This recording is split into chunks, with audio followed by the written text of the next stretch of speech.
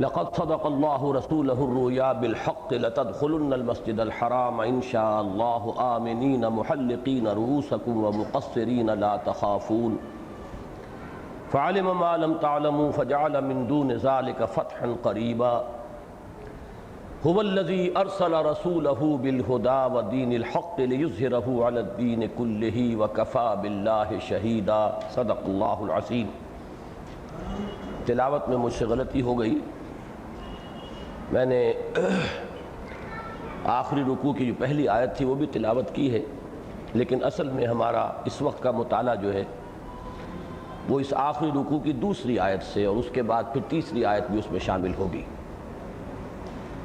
مجھے ابھی ایک احساس ہوا تھا کہ پچھلی 4 تراویح میں ہم نے قرآن مجید کی کل 20 آیات پڑھی ہیں، اور حقیقت یہ ہے کہ کل پیغام قرآن مجید کا ان 20 آیات میں بھی سامنے آ گیا۔ یہ پھر وہی بات ہے، متشابہاً مثانیہ، صرف یہ ہے کہ الفاظ بدل رہے ہیں، اسلوب بدل رہے ہیں، انداز بدل رہے ہیں، ترتیب بدل رہی ہے، بات تو وہی ہے۔ اسی کو جس کو کہ کل ہم نے پورے 20 رکعتوں میں جو کچھ پڑھا تھا اس کا خلاصہ آج پھر ہمارے سامنے ان 20 آیات میں آ چکا ہے۔ یہی مضمون آگے بھی آئے گا۔ اب یہ سورہ فتح کی جو آخری 2 آیات ہیں، ان میں سے پہلی آیت جس کا جزو اعظم وہ ہے جو قرآن مجید میں 3 مرتبہ آیا ہے بغیر کسی شوشے کے فرق کے، هو الذی ارسل رسولہ بالہدی ودین الحق لیظہرہ علی الدین کلہ، سورہ توبہ کی آیت نمبر 33، سورہ فتح کی آیت نمبر 28، پھر سورہ صف میں آئے گی۔ اگر وہاں تک پہنچ گئے تو آج ہمیں پھر دوبارہ اس آیت کو پڑھنا ہے۔ فرق صرف یہ ہے کہ سورہ توبہ میں اور سورہ صف میں یہ آیت ختم ہوتی ہے وَلَوْ كَرِهَ الْكَافِرُونَ پر، اور یہاں وَكَفَى بِاللَّهِ شَهِيدًا۔ اصل جو مضمون ہے وہی ہے اللہ جس نے بھیجا اپنے رسول کو صلی اللہ علیہ وسلم بالہدی ودین الحق، 2 چیزیں دے کر، ایک الہدی، یہ قرآن مجید ہدی للناس، الہدی، the guidance, the final and complete guidance, بقول علامہ اقبال، نوع انسان را پیام آخرین حامل او رحمت للعالمین۔ اور دوسری چیز کیا دے کر بھیجا؟ ودین الحق، سچا دین۔ دین کہتے ہیں نظام کو، جیسے سورہ یوسف میں آیا دین الملک، بادشاہ کا نظام جو قائم تھا مصر میں، جبکہ حضرت یوسف علیہ السلام وہاں پر ایک بہت بڑے عہدے پر فائز تھے، تو ایک نظام تھا، حاکمیت بادشاہ کی تھی، سارا نظام اس کے تحت تھا۔ وہ نظام جس میں حاکمیت مطلقہ اللہ کی ہو، سارا نظام اس کے تابع ہو جائے، وہ اللہ کا دین ہے، دین حق ہے، اور اللہ کی کسی سے رشتہ داری نہیں، کسی کے ساتھ اس کی جانبداری کا معاملہ نہیں، وہ سب کے لیے منصف ہے، وہ سب کے لیے انصاف فرمانے والا ہے۔ اس نے وہ نظام دیا ہے جس میں عورتوں کے لیے ان کے حقوق ہیں، مردوں کے لیے ان کے حقوق ہیں، عورتوں کے لیے ان کی اپنی ذمہ داریاں ہیں، مردوں کے لیے ان کی اپنی ذمہ داریاں ہیں۔ ایک نہایت خوبصورت توازن ہے ذمہ داریوں اور حقوق اور فرائض کا۔ دوسری طرف وہی ہے جس نے وہ نظام دیا ہے کہ لا یکون دولۃ بین الاغنیاء منکم، جس میں دولت جو ہے صرف عمراء کے مابین گردش کرتی نہیں رہ جاتی، وہ نظام دیا ہے۔ ایک بڑے پیمانے پر گردش دولت کا نظام ہو کہ چکی اس طرح پیسے کہ سب کو مل رہا ہو، یہ نہ ہو کہ اس میں سے پسنے والا آٹا کسی خاص طبقے ہی کو مل رہا ہو اور ایک طبقہ وہ ہے کہ جو محروم رہ گیا ہو، یہ چکی اس طور سے پیسے۔ پھر وہ نظام جس میں سب برابر ہے اور سید القوم خادمہم بن جاتا ہے، وہ ان کا بادشاہ نہیں ہوتا، اس کے محل نہیں ہوتے، اس کے لیے خدم و حشم نہیں ہوتے، وہ انہی میں کا ایک فرد ہوتا ہے، وہ اسی سطح پر زندگی گزارتا ہے۔ وہ نظام دیا، اور یہ کہانیاں نہیں ہیں، یہ حقائق ہیں، یہ واقعات ہیں، پوری دنیا تسلیم کرتی ہے۔ یہ اگر کوئی 8-10 ہزار سال پرانی بات ہوتی تو ہم کہتے ہیں یہ کہانیاں ہیں، لیکن یہ تو کل 1400 برس پرانی بات ہے۔ یہ تو تاریخ کے نصف النہار کا دور ہے جس وقت کہ یہ حقائق دنیا کے سامنے آئے ہیں۔ تو یہ نظام دیا ہے دین حق، اور کس لیے بھیجا اپنے رسول کو؟ لیظہرہ علی الدین کلہ، تاکہ غالب کرے اسے کل کے کل دین پر، پورے نظام پر۔ نظام کا تفرقہ نہیں ہونا چاہیے کہ نظام کے ایک حصے پر تو اللہ کی بالادستی اور بالا تری، کلمت اللہ کا غلبہ، اور ایک حصے کے اوپر کسی اور کا۔ یہ ہے دین کا تفرقہ، یہ ہے نظام کا تفرقہ، تو اس پورے کے پورے نظام کے اوپر اللہ کے دین کی بالا دستی، بالا تری، کلمۃ اللہ ہی العلیٰ، وہی ہو جائے اونچا، اس کے لیے بھیجا ہے۔ وَكَفَى بِاللَّهِ شَهِيدًا، اور کافی ہے اللہ بطور گواہ، میرے نزدیک یہاں گواہ کے بجائے بطور مددگار، اس لیے کہ یہ لفظ اس معنی میں بھی آتا ہے۔ چنانچہ سورہ بقرہ کے 30 رکوع میں جب چیلنج کیا گیا کہ اگر تمہیں شک ہے اس قرآن کے بارے میں جو محمد پیش کر رہے ہیں، ان کنتم فی ریب مما نزلنا علی عبدنا فاتوا بسورۃ من مثلہ وادعوا شہداءکم من دون اللہ، اللہ کے سوا اپنے سارے مددگاروں کو بلا لو۔ تو یہاں لفظ مددگار کافی، اللہ کوئی ساتھ دے گا تو دے اپنے لیے، نہیں دے گا تو اپنی محرومی ہے اس کی، اللہ تعالیٰ کافی ہے۔ یہ ہو کر رہے گا، اللہ کی تائید سے ہوگا، اللہ کی مدد سے ہوگا۔ امتحان کے اندر جو ہے مبتلا ہو گئے ہیں لوگ، کوئی وہ لوگ ہیں جو پیش قدمی کر رہے ہیں، لبیک کہہ رہے ہیں، قبول کر رہے ہیں اور قربانیاں دے رہے ہیں، کچھ وہ ہیں جو رہ گئے ہیں، کھڑے رہ گئے ہیں، تماشا دیکھ رہے ہیں، کچھ لوگ منتظر ہیں کہ تیل دیکھو تیل کی دھار دیکھو، ابھی دیکھو اونٹ کس کروٹ بیٹھتا ہے، پھر ہم طے کریں گے کس کا ساتھ دینا ہے۔ یہ متربصین ہیں، مترددین ہیں، یہ منافقین ہیں۔ لیکن یہ ہے کہ جن لوگوں نے اس میں پیش قدمی کی، آگے بڑھے، وہ حزب اللہ بن گئے۔ اب اس حزب اللہ کی آگے تعریف آ رہی ہے۔ محمد الرسول اللہ والذین معہ اشداء علی الکفار رحماء بینہم، اس کی دو ترکیبیں ہو سکتی ہیں۔ ایک تو یہ کہ محمد الرسول اللہ کو مکمل جملہ مانا جائے، محمد اللہ کے رسول ہیں، یہاں فل سٹاپ ہو جائے گا۔ والذین معہ، اب یہ مبتدا ہوگا اور وہ جو ان کے ساتھ ہیں اس کی خبر ہوگی۔ اشداء علی الکفار رحماء بینہم، وہ کفار کے حق میں بہت سخت ہیں اور آپس میں بہت مہربان ہیں۔ یا یہ کہ اس کو شامل کیجئے، اللہ کے رسول محمد اور جو ان کے ساتھ ہیں ان سب کی شان یہ ہے کہ وہ اہل ایمان کے حق میں بہت نرم اور کفار کے حق میں بہت سخت ہیں۔ گویا کہ مبتدا ہوگا محمد الرسول اللہ والذین معہ، یہاں تک ایک ہی مبتدا ہے، محمد موصوف اور رسول اللہ صفت، بہرحال دونوں سے فرق کوئی واقع نہیں ہوتا۔ اب یہاں گویا کہ کل جو ہم نے پڑھے تھے سورہ مائدہ میں جو اوصاف تھے، یحبہم ویحبونہ، اذلۃ علی المؤمنین عزۃ علی الکافرین یجاہدون فی اللہ ولا یخافون لومۃ لائم، وہ تمام اوصاف اب یہاں آ رہے ہیں۔ محمد الرسول اللہ والذین معہ، یہ حزب اللہ ہیں جس کے امیر ہیں اللہ کے رسول محمد، اور جس میں شریک ہیں آپ کے وہ صحابہ کرام جانثار۔ ان کی کیا اوصاف ہیں؟ اشداء علی الکفار رحماء بینہم، یہ بہت سخت ہیں دشمنوں پر، کفار پر، اور آپس میں بہت مہربان۔ تراہم رکعا سجدا یبتغون فضلا من اللہ ورضوانا، تم دیکھو گے ان کو یا دیکھتے ہو تم انہیں رکوع کرتے ہوئے، سجدہ کرتے ہوئے، اپنے رب کے فضل کی تلاش میں، اپنے رب کے فضل کے لیے وہ سعی و جہد کر رہے ہیں، اس کے حصول کے لیے، اس کا مستحق بننے کے لیے، اور اس کی رضا کے متلاشی۔ نصب العین ان کا کیا ہے؟ اللہ کی رضا۔ سیماہم فی وجوہہم من اثر السجود، ان کی علامت ہے ان کے چہروں میں سجدوں کے آثار، سجدوں کے نشانات کہہ لیجئے، یا جو بھی ان کے آثار چہروں کے اندر پیدا ہو جاتے ہیں۔ چہرہ بتا دیتا ہے کون اللہ کا بندہ ہے اور کون فرعون ہے، کس کے دل میں خشیت الہی ہے، کون اللہ کے سامنے جھکنے والا ہے، جو حقیقی جھکاؤ ہے۔ ایک ہے کہ سجدوں پر سجدے اور رکعتوں کے ڈھیر، لیکن دل کے اندر جو ہے تکبر بھی ہے اور غرور بھی ہے، چاہے وہ علم کا ہے، چاہے تقویٰ کا ہے، چاہے کسی اور شے کا ہے، تو وہ سجدوں کے جو ہے سجدوں پہ سجدے اور رکعتوں کے ڈھیر تو ہو جائیں گے، لیکن ایک ہے وہ حقیقی سجدہ اور حقیقی رکوع، وہ جھکاؤ جو ہے اس کے آثار چہروں پر بھی آئیں گے۔ سیماہم فی وجوہہم من اثر السجود ذالک مثلہم فی التوراۃ، یہ ہے ان کی مثال جو تورات میں بیان ہوئی۔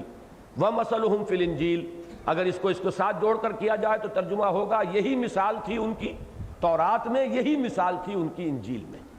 اگر علیحدہ کر دیا جائے تو یہ تو مثال تھی ان کی تورات میں، اور انجیل میں جو ان کی مثال تھی وہ یہ کہ کزرع اخرج شطأہ، جیسے کھیتی ہے جو نکالتی ہے اپنی سوئی، فآزرہ، آپ نے بیج ڈالا ہوا ہے، پھر یہ کہ کچھ پانی کا چھینٹا پڑ گیا ہے، اب اس کے بعد وہ چھوٹی چھوٹی سی بڑی ننھی سی وہ سوئیاں نکلتی ہیں، یہ ہے آغاز اس کھیتی کا۔ فآزرہ، پھر وہ اپنی کمر کو مضبوط کرتی ہے، فاستویٰ علی سوقہ، پھر اپنی نال پر کھڑی ہو جاتی ہے۔ اب وہ کھیتی لہلہا رہی ہے، کھڑی ہوئی ہے، اور ہوا کے جھونکے آ رہے ہیں، ان میں لہرا رہی ہے۔ یعجب الزراع لیغیظ بہم الکفار، خوش آتی ہے، بڑی اچھی لگتی ہے کاشتکار کو۔ اب یہاں کاشتکار کون ہے؟ نوٹ کیجئے، کون ہے باغبان؟ وہ ہے محمد الرسول اللہ۔ یہ کھیتی ہے صحابہ کرام کی جو اپج رہی ہے، اب یہ بڑھ رہی ہے، پروان چڑھ رہی ہے۔ یہ آیات جو ہے مدنی صورت کے ہیں، وہ آیات جو ہم نے پہلے پڑھی ہیں وہ مکی صورتیں تھیں۔ آج کے ہمارے حصے میں مکی صورتوں کا تو اتنا ہی حصہ تھا جو ہم پڑھ چکے پہلی 4 رکعتوں میں، باقی سب یہ مدنی صورتیں ہیں۔ اب اس میں تو وہ کھیتی اپج رہی ہے، لہرا رہی ہے۔ اب تو یہ کہ صلح حدیبیہ ہو چکی ہے، اس وقت کے یہ کیفیات ہیں۔ تو اب سب سے زیادہ خوش کون ہوگا؟ وہ باغبان جس نے خون پسینہ ایک کیا تھا مکے میں، ایک ایک پودا لگایا تھا، اس کی پھر آبیاری کی تھی، اس کی تربیت کی تھی، اس کا تزکیہ کیا تھا، اس کو سنوارا تھا، بنایا تھا، اس کے اندر وہ اوصاف پیدا کیے تھے جیسے کہ کسی باغبان کو اپنے باغ کا ایک ایک پودا جو ہے نہایت عزیز ہوتا ہے، اور پودا جب پھل دے رہا ہو تو سب سے زیادہ خوشی اسی کو ہوگی۔ یعجب الزراع لیغیظ بہم الکفار، تاکہ اس سے دل جلیں یا دل جلائے کفار کے، وہ کہ جو مخالف ہیں، معاند ہیں۔ ظاہر بات ہے یہ کھیتی اپجے گی تو ان کے دل جلیں گے۔ اور یہیں سے ایک نقطہ میں نکالتا ہوں جو یقیناً یہاں پر ایک مفہوم ہے جو مقدر ہے کہ صحابہ کرام کی کھیتی سے جس کا دل جلتا ہو وہ مسلمان نہیں ہے، وہ کفار میں ہے، لاکھ وہ دعویٰ کرے اسلام کا۔ یہ ایک پیمانہ ہے۔ اگر تو محمد الرسول اللہ والذین معہ ان سے محبت ہے، ان کے ساتھ عقیدت ہے، ان کی عظمت دلوں میں ہے، ان کے ساتھ ایک دلی محبت کا رشتہ ہے، تو آپ ان میں سے ہیں، ورنہ پھر آپ ان میں سے ہوں گے جن کے دل جل رہے تھے۔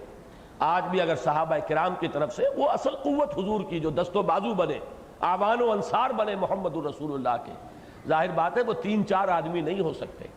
3-4 آدمی تو موسیٰ کے پاس بھی موجود تھے، پھر کیوں وہ جنگ نہ ہوئی؟ کیوں دین کا غلبہ نہ ہوا؟ اس لیے کہ کثیر تعداد میں لوگ درکار ہیں دین کے غلبے کے لیے۔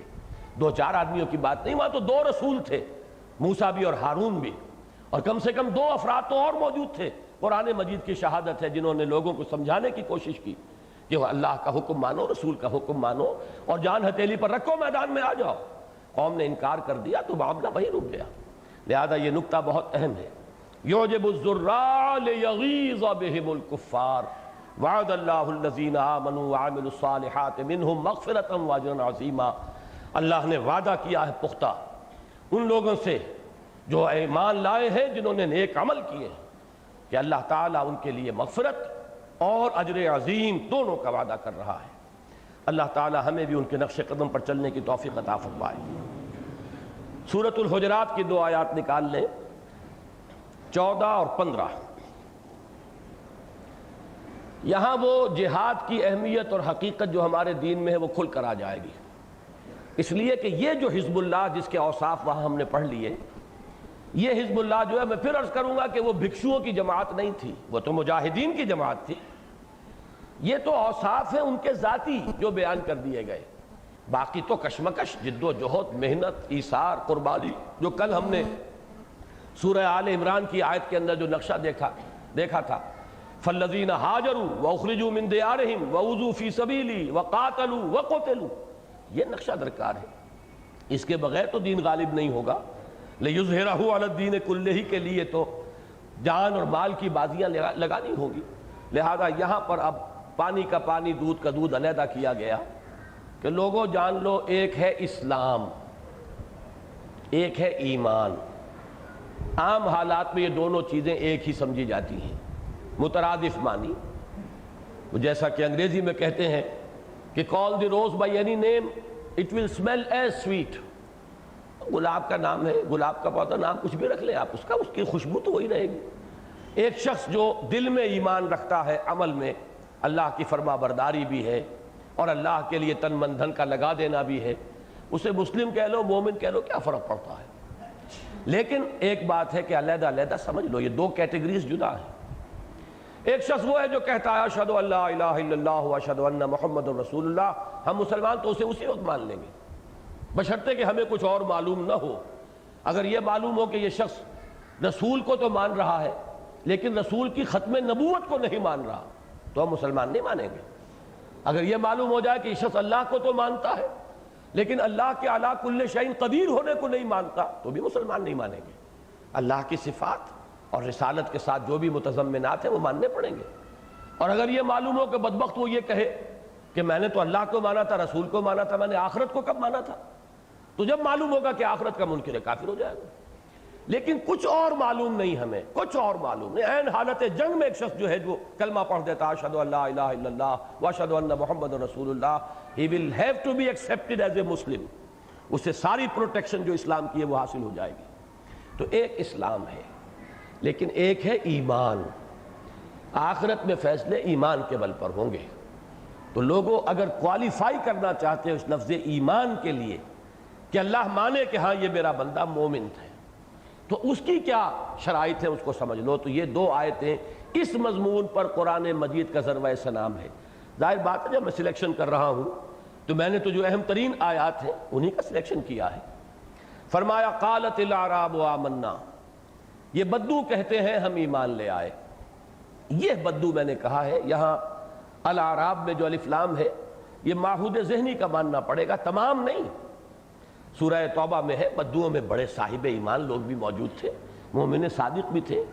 لیکن خاص طور پر فتح کے بعد جو کیفیت ہوئی ہے یدخلون فی دین اللہ افواجا، جب وہ نقشہ پیدا ہوا ہے تو پھر جو صورت پیدا ہوئی ہے ان میں بہت بڑی تعداد ایسے لوگوں کی تھی کہ ایمان ابھی دل میں نہیں اترا لیکن انہوں نے سبمیشن اختیار کر لی، سرنڈر کر دیا، اطاعت قبول کر لی، مسلمان ہو گئے. تو یہ بدو کہتے ہیں ہم ایمان لے آئے. قل لم تؤمنوا، کہہ دیجئے تم ہرگز ایمان نہیں لائے ہو. یہ لام میم کے ساتھ لم کے ساتھ جو نفی کی جاتی ہے اس میں زیادہ تاکید ہوتی ہے. ما آمنتم بھی کہا جا سکتا تھا لیکن یہ کہ لم تؤمنوا، تم ہرگز ایمان نہیں لائے ہو. ولکن قولوا اسلمنا، بلکہ یوں کہو کہ ہم اسلام لے آئے ہیں. یا لفظی ترجمہ ہوگا ہم نے اطاعت قبول کر لی ہے. We have surrendered, we have given up resistance. یا یہ کہ ہم نے اسلام قبول کر لیا ہے. وَلَمَّا يَدْخُلِ الْإِيمَانُ فِي قُلُوبِكُمْ، اور تاحال ایمان تمہارے دلوں میں داخل نہیں ہوا ہے. ایمان تو تبھی ہوگا جب دل میں داخل ہو جائے. ابھی تم جس کیفیت پر ہو اب یہ ہمیں جھانکنا ہے اپنے دلوں کے اندر. ہمیں بھی ایمان یا اسلام مل گیا ہے والدین سے، زبانوں پر تو ہے آمنت باللہ کلمہ شہادت، لیکن دل میں ہے یا نہیں یہ تو آدمی اپنے دل میں خود ہی جھانک سکتا ہے. اپنے گریبان میں اپنے دلوں کو ٹٹولو. لیکن ایک کیفیت ثابت ہو گئی کہ ہے، قرآن مجید کی یہ نص قطعی ہے کہ ایسی کیفیت ہو سکتی ہے کہ لساناً ظاہراً ایک شخص مسلمان مانا جائے اور اسے اللہ بھی مانے کہ ہاں تم مسلمان ہو، آگے آ جائے گا. لیکن یہ کہ ایمان اس کے دل میں داخل نہ ہوا. میں کیوں کہہ رہا ہوں کہ اللہ بھی مانے، اس لیے کہ آگے آ گیا وَإِن تُطِيعُوا اللَّهَ وَرَسُولَهُ، اگر تم اللہ اور اس کے رسول کی اطاعت کرتے رہو گے لا يَلِدْكُم مِّنْ أَعْمَالِكُمْ شَيْئًا، اللہ تمہارے اعمال میں کچھ کمی نہیں کرے گا. ظاہر بات ہے کہ اس کمی کو اگر اعمال کو تسلیم کیا جا رہا ہے تو مسلمان تو مانا گیا ان کو. اگر منافق مانا جاتا تو ان کا کوئی عمل قبول نہیں اللہ کی بارگاہ میں. تو یہاں منافق نہیں ہے جن کا ذکر ہو رہا ہے، ایسے لوگ ہیں جو نیک نیتی کے ساتھ کو دھوکہ دینے کا فساد کا ارادہ نہیں ہے. انہوں نے سبمیشن اختیار کی، انہوں نے سرنڈر کیا، انہوں نے اسلام قبول کر لیا، کوئی فریب کا ارادہ نہیں ہے. لیکن اس کے باوجود ابھی ایمان قلب کی گہرائیوں میں راسخ نہیں ہوا. ان اللہ غفور الرحیم، اللہ تعالیٰ غفور الرحیم ہے. تو میں یہ سمجھتا ہوں کہ ہم جو لوگ یہاں موجود ہیں کم سے کم اس کوالیفیکیشن کو تو پورا کر رہے ہیں. بہرحال چل کر یہاں جو لوگ آئے ہیں کچھ نہ کچھ لگاؤ ہے، کچھ نہ کچھ لگن ہے، دین کے ساتھ کو تعلق خاطر ہے، پھر بھی اپنے دلوں کو ٹٹولیے. اور اگلی اب آیت جو ہے وہ ہے فیصلہ کن.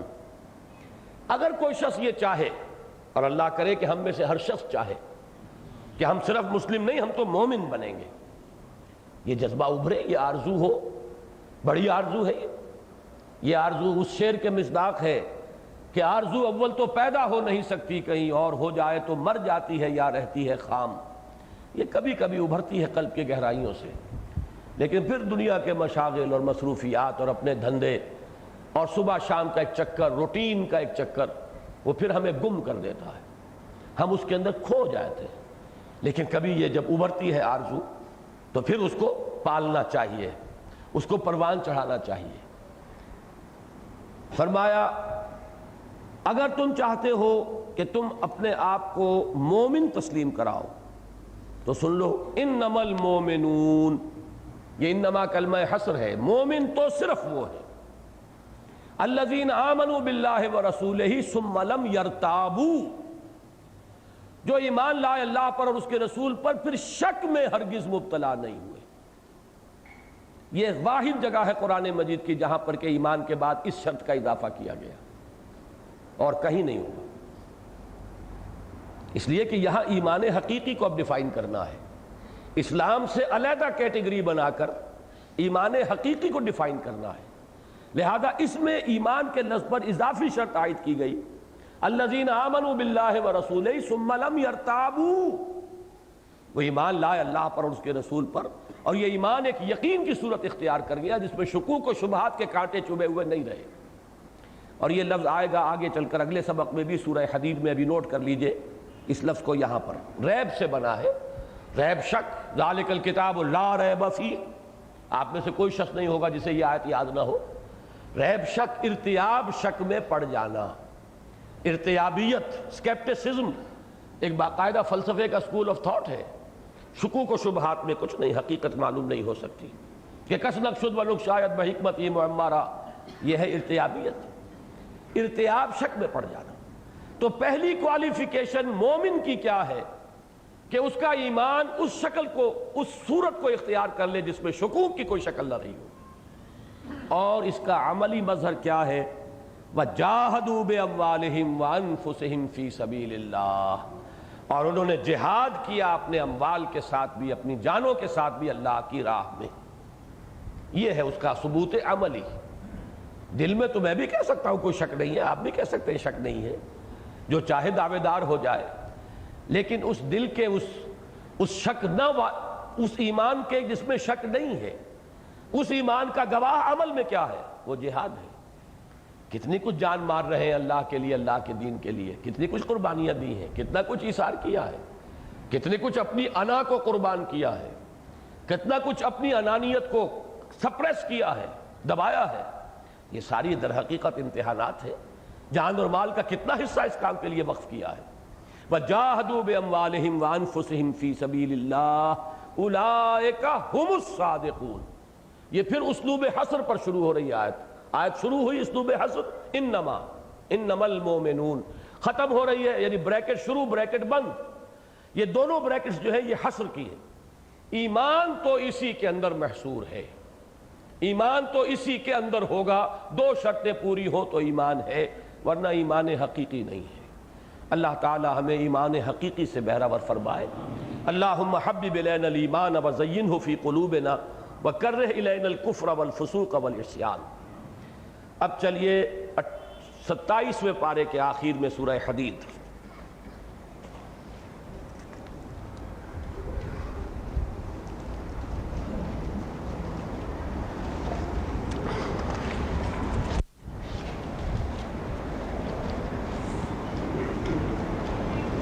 ساتویں آیت سے، اعوذ باللہ من الشیطان الرجیم، بسم اللہ الرحمن الرحیم، آمنوا باللہ ورسولہ،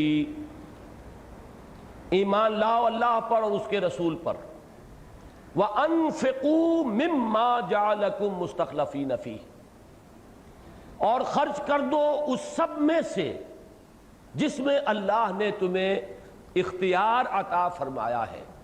اصل میں تو لفظ ہونا چاہیے خلافت عطا فرمائی ہے، جس میں اللہ نے تمہیں خلیفہ بنا دیا ہے۔ یہاں پر لفظ انفاق کو پہچان لیجئے۔ اب یہ در حقیقت اس آیہ مبارکہ میں جہاد کے قائم مقام ہو کر آیا ہے۔ جہاد کے معنی کیا ہے؟ کشمکش، کشاکش، جد و جہد، محنت، اور اس میں جان بھی کھپانا، مال بھی کھپانا۔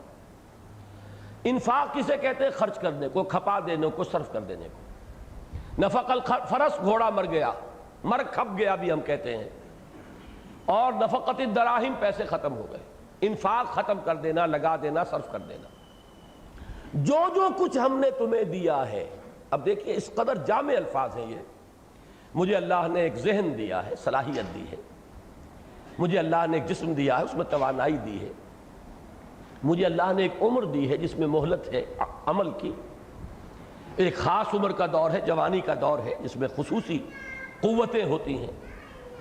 مجھے اللہ تعالیٰ نے کچھ مال دیا ہے، مجھے اللہ تعالیٰ نے کچھ اولاد دی ہے، جو جو کچھ دیا ہے اس میں گویا کہ اللہ نے مجھے خلافت عطا فرمائی ہے، مجھے اختیار دے دیا ہے کہ چاہے خرچ کرو ادھر، چاہے خرچ کرو ادھر، چاہے لگا دو دنیا کے لیے مزید کمانے کے لیے، چاہے لگا دو ہمارے لیے اور آخرت بنانے کے لیے۔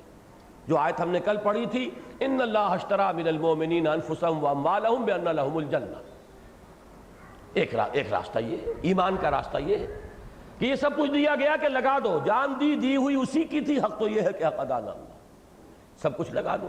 اب مال کا لگانا یہ ہے انفاق مال، جان کا کھپانا یہ ہے انفاق نفس، یہ بھی تو اپنی قوت خرچ کر رہے ہیں آپ، وہی وقت ہے آپ کا اور وہی قوت و صلاحیت ہے جس سے آپ پیسہ بناتے ہیں۔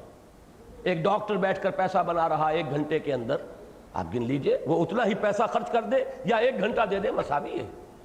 یہ تمام کموڈیٹیز جو ہے انٹر کنورٹیبل ہے، صلاحیتیں، قوتیں، اوقات اور پیسہ، لہذا انفاق کو صرف پیسے تک نہ سمجھیے، جان کا کھپانا، مال کا کھپانا، یا تو کہہ دیں جان کھپانی مال کھپانی، یہ تو ہو گیا انفاق، اور یا جان اور مال کے ساتھ جہاد کرنا، یہ وہ اصطلاح ہو گئی۔ تو سورہ حجرات کی آیت نمبر 15 اور سورہ حدید کی آیت نمبر 7 یہ بالکل ہم مانی ہے، اصطلاح کا فرق ہے۔ وہاں فرمایا تھا مومن صرف وہ ہے جو ایمان لائے اللہ پر، اس کے رسول پر، پھر شک میں نہیں پڑے۔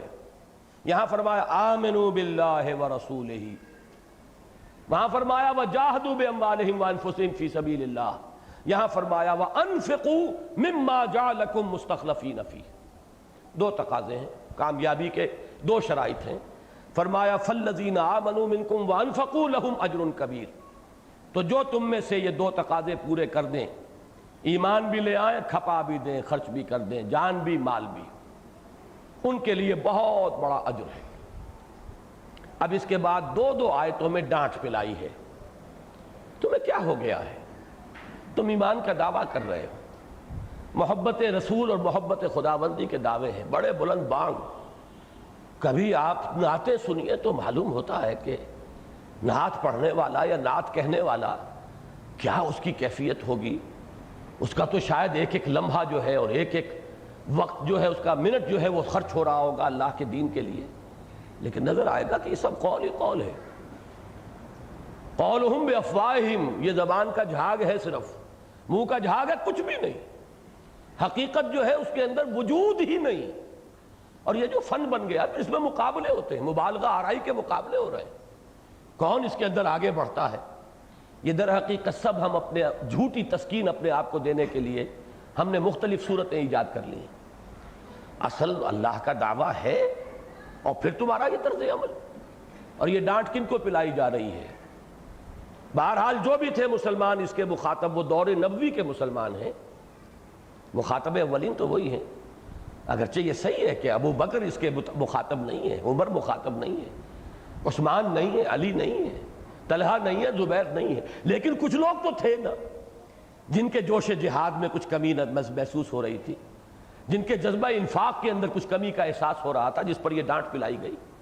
بہرحال کچھ لوگ تھے، اور ان میں سے ایک ایک شخص ہمارے اس وقت کے حال سے 1000 گنا بہتر، اللہ یہ کہ منافق ہی اس کو چھوڑ دیجئے، ورنہ یہ کہ جو بھی ہے اس کو ہمارے تو ضعیف سے ضعیف ایمان والے والا جو ہوگا اس وقت کا شخص، وہ ہمارے اعلیٰ سے اعلیٰ ایمان والے سے کتنا اونچا ہے، ان سے کہا جا رہا ہے۔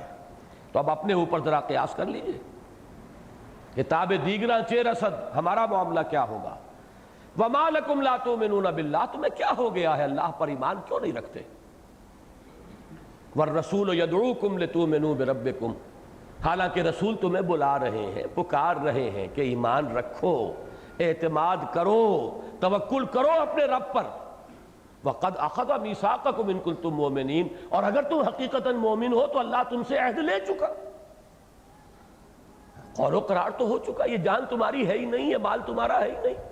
ان اللہ اشترى من المؤمنین انفسهم واموالهم بان لهم الجنہ، اگر تم مومن ہو تو سوچو کہ تم تو دے چکے، گویا کہ تم تو ہاتھ دھو چکے اپنے آپ سے اور واش کر چکے اپنے ہینڈز، اپنے ہاتھ جو ہے تم نے گویا کہ یہاں پر توڑوا دیے، دے چکے ہو اللہ کو قول و قرار اگر تم مومن ہو۔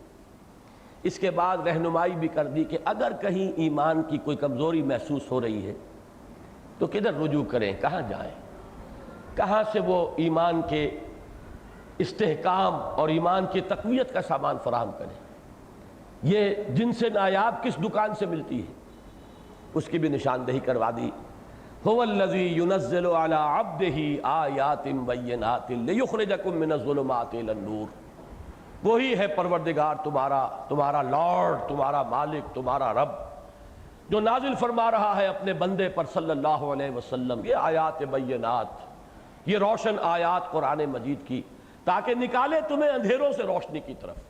کوئی نہ کوئی اندھیرا اندر ہے، کوئی فکری اندھیرا ہے، کوئی جذباتی اندھیرا ہے، کوئی ایموشنل اندھیرا ہے، کوئی شہوت کا کوئی غلبہ ہے، یا حب مال کا کوئی سایہ پڑ گیا ہے، حب دنیا کا کوئی اندھیرا ہے جس نے تمہارے دل کو اپنے لپیٹ میں لے لیا۔ کوئی نہ کوئی اندھیرا ہے، کوئی فکری اندھیرا، کوئی عقیدے کا اندھیرا، کوئی شرک کا، الہاد کا، مادہ پرستی کا اندھیرا۔ ان اندھیروں سے نکالنے کے لیے اللہ تعالیٰ نے یہ آیات بینات اپنے رسول صلی اللہ علیہ وسلم پر، اپنے بندے پر نازل فرما دی۔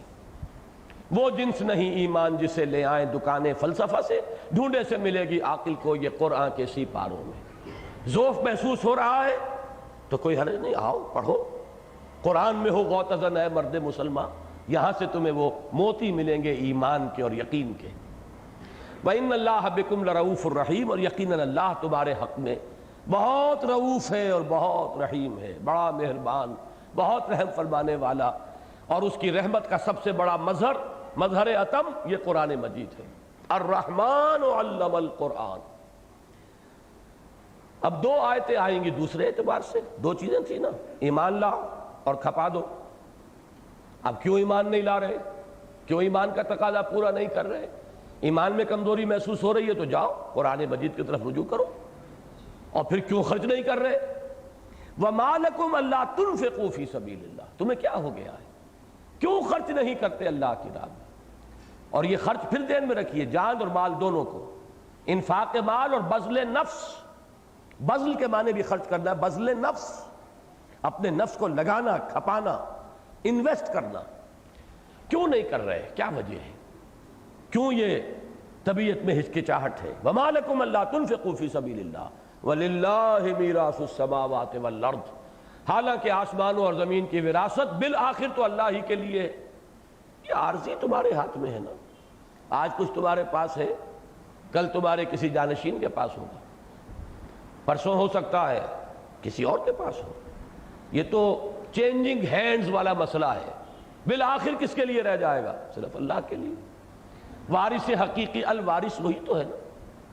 تو فرمایا للہ میراث السماوات والارض لا یستوی منکم، اب اس میں خاص اشارہ کر دیا، اگر حالات نامساعد ہیں، اگر غلبہ ہے باطل کا، جان اور مال کے لیے بڑے اندیشے ہیں، تو یہ تو تمہارے لیے، یہ تو گویا کہ یہ تو چلتی ہے تمہیں اونچا اڑانے کے لیے۔ تندی باد مخالف سے نہ گھبرا ہے عقاب، یہ حالات تو ایسے کہ ان میں محنت کرو گے تو دوہرا اجر ملے گا اللہ کے ہاں۔ آسان حالات ہوں، مساعد حالات ہوں، موافق حالات ہوں تو تمہاری اس محنت کی قیمت کم رہ جائے گی۔ یہ تو گویا کہ اپنی اس نفس کی، اپنی ان قوتوں اور صلاحیتوں کی، اپنی اس جہاد اور جد و جہد کی میکسیمم قیمت اللہ سے لینے کا موقع تمہیں ملا ہے، اگر حالات جو ہیں وہ دین کی مغلوبیت کے ہیں، دین غالب ہو جائے، پھر بھی اس کے لیے جو بھی کوئی نیک کام کرے گا اللہ جو ہے اس کا حق نہیں مارے گا، لیکن پھر وہ قدر و قیمت تو نہیں رہے گی۔ ابھی سمجھیے مارکیٹ میں یہ ہے، مارکیٹ اونچی ہے اس وقت لو اپنی قیمت وصول کرو۔ لا یستوی منکم من انفق من قبل الفتح وقاتل، برابر نہیں ہے تم میں سے وہ جنہوں نے خرچ کیا تھا فتح سے پہلے اور قتال کیا۔ اب دیکھیے یہاں پہ انفاق کے ساتھ قتال کو نتھی کر کے لے آئے۔ بذل نفس کی بلند ترین صورت کیا ہے؟ قتال۔ ایک تو یہ کہ آپ اپنی صلاحیت، توانائی، قوتیں لگا رہے ہیں، ایک یہ کہ سموچی جان ایک ہی وقت میں دے کر فارغ ہوئے، چھٹی ہوئی، سرخرو ہوئے، یہ قتال ہے۔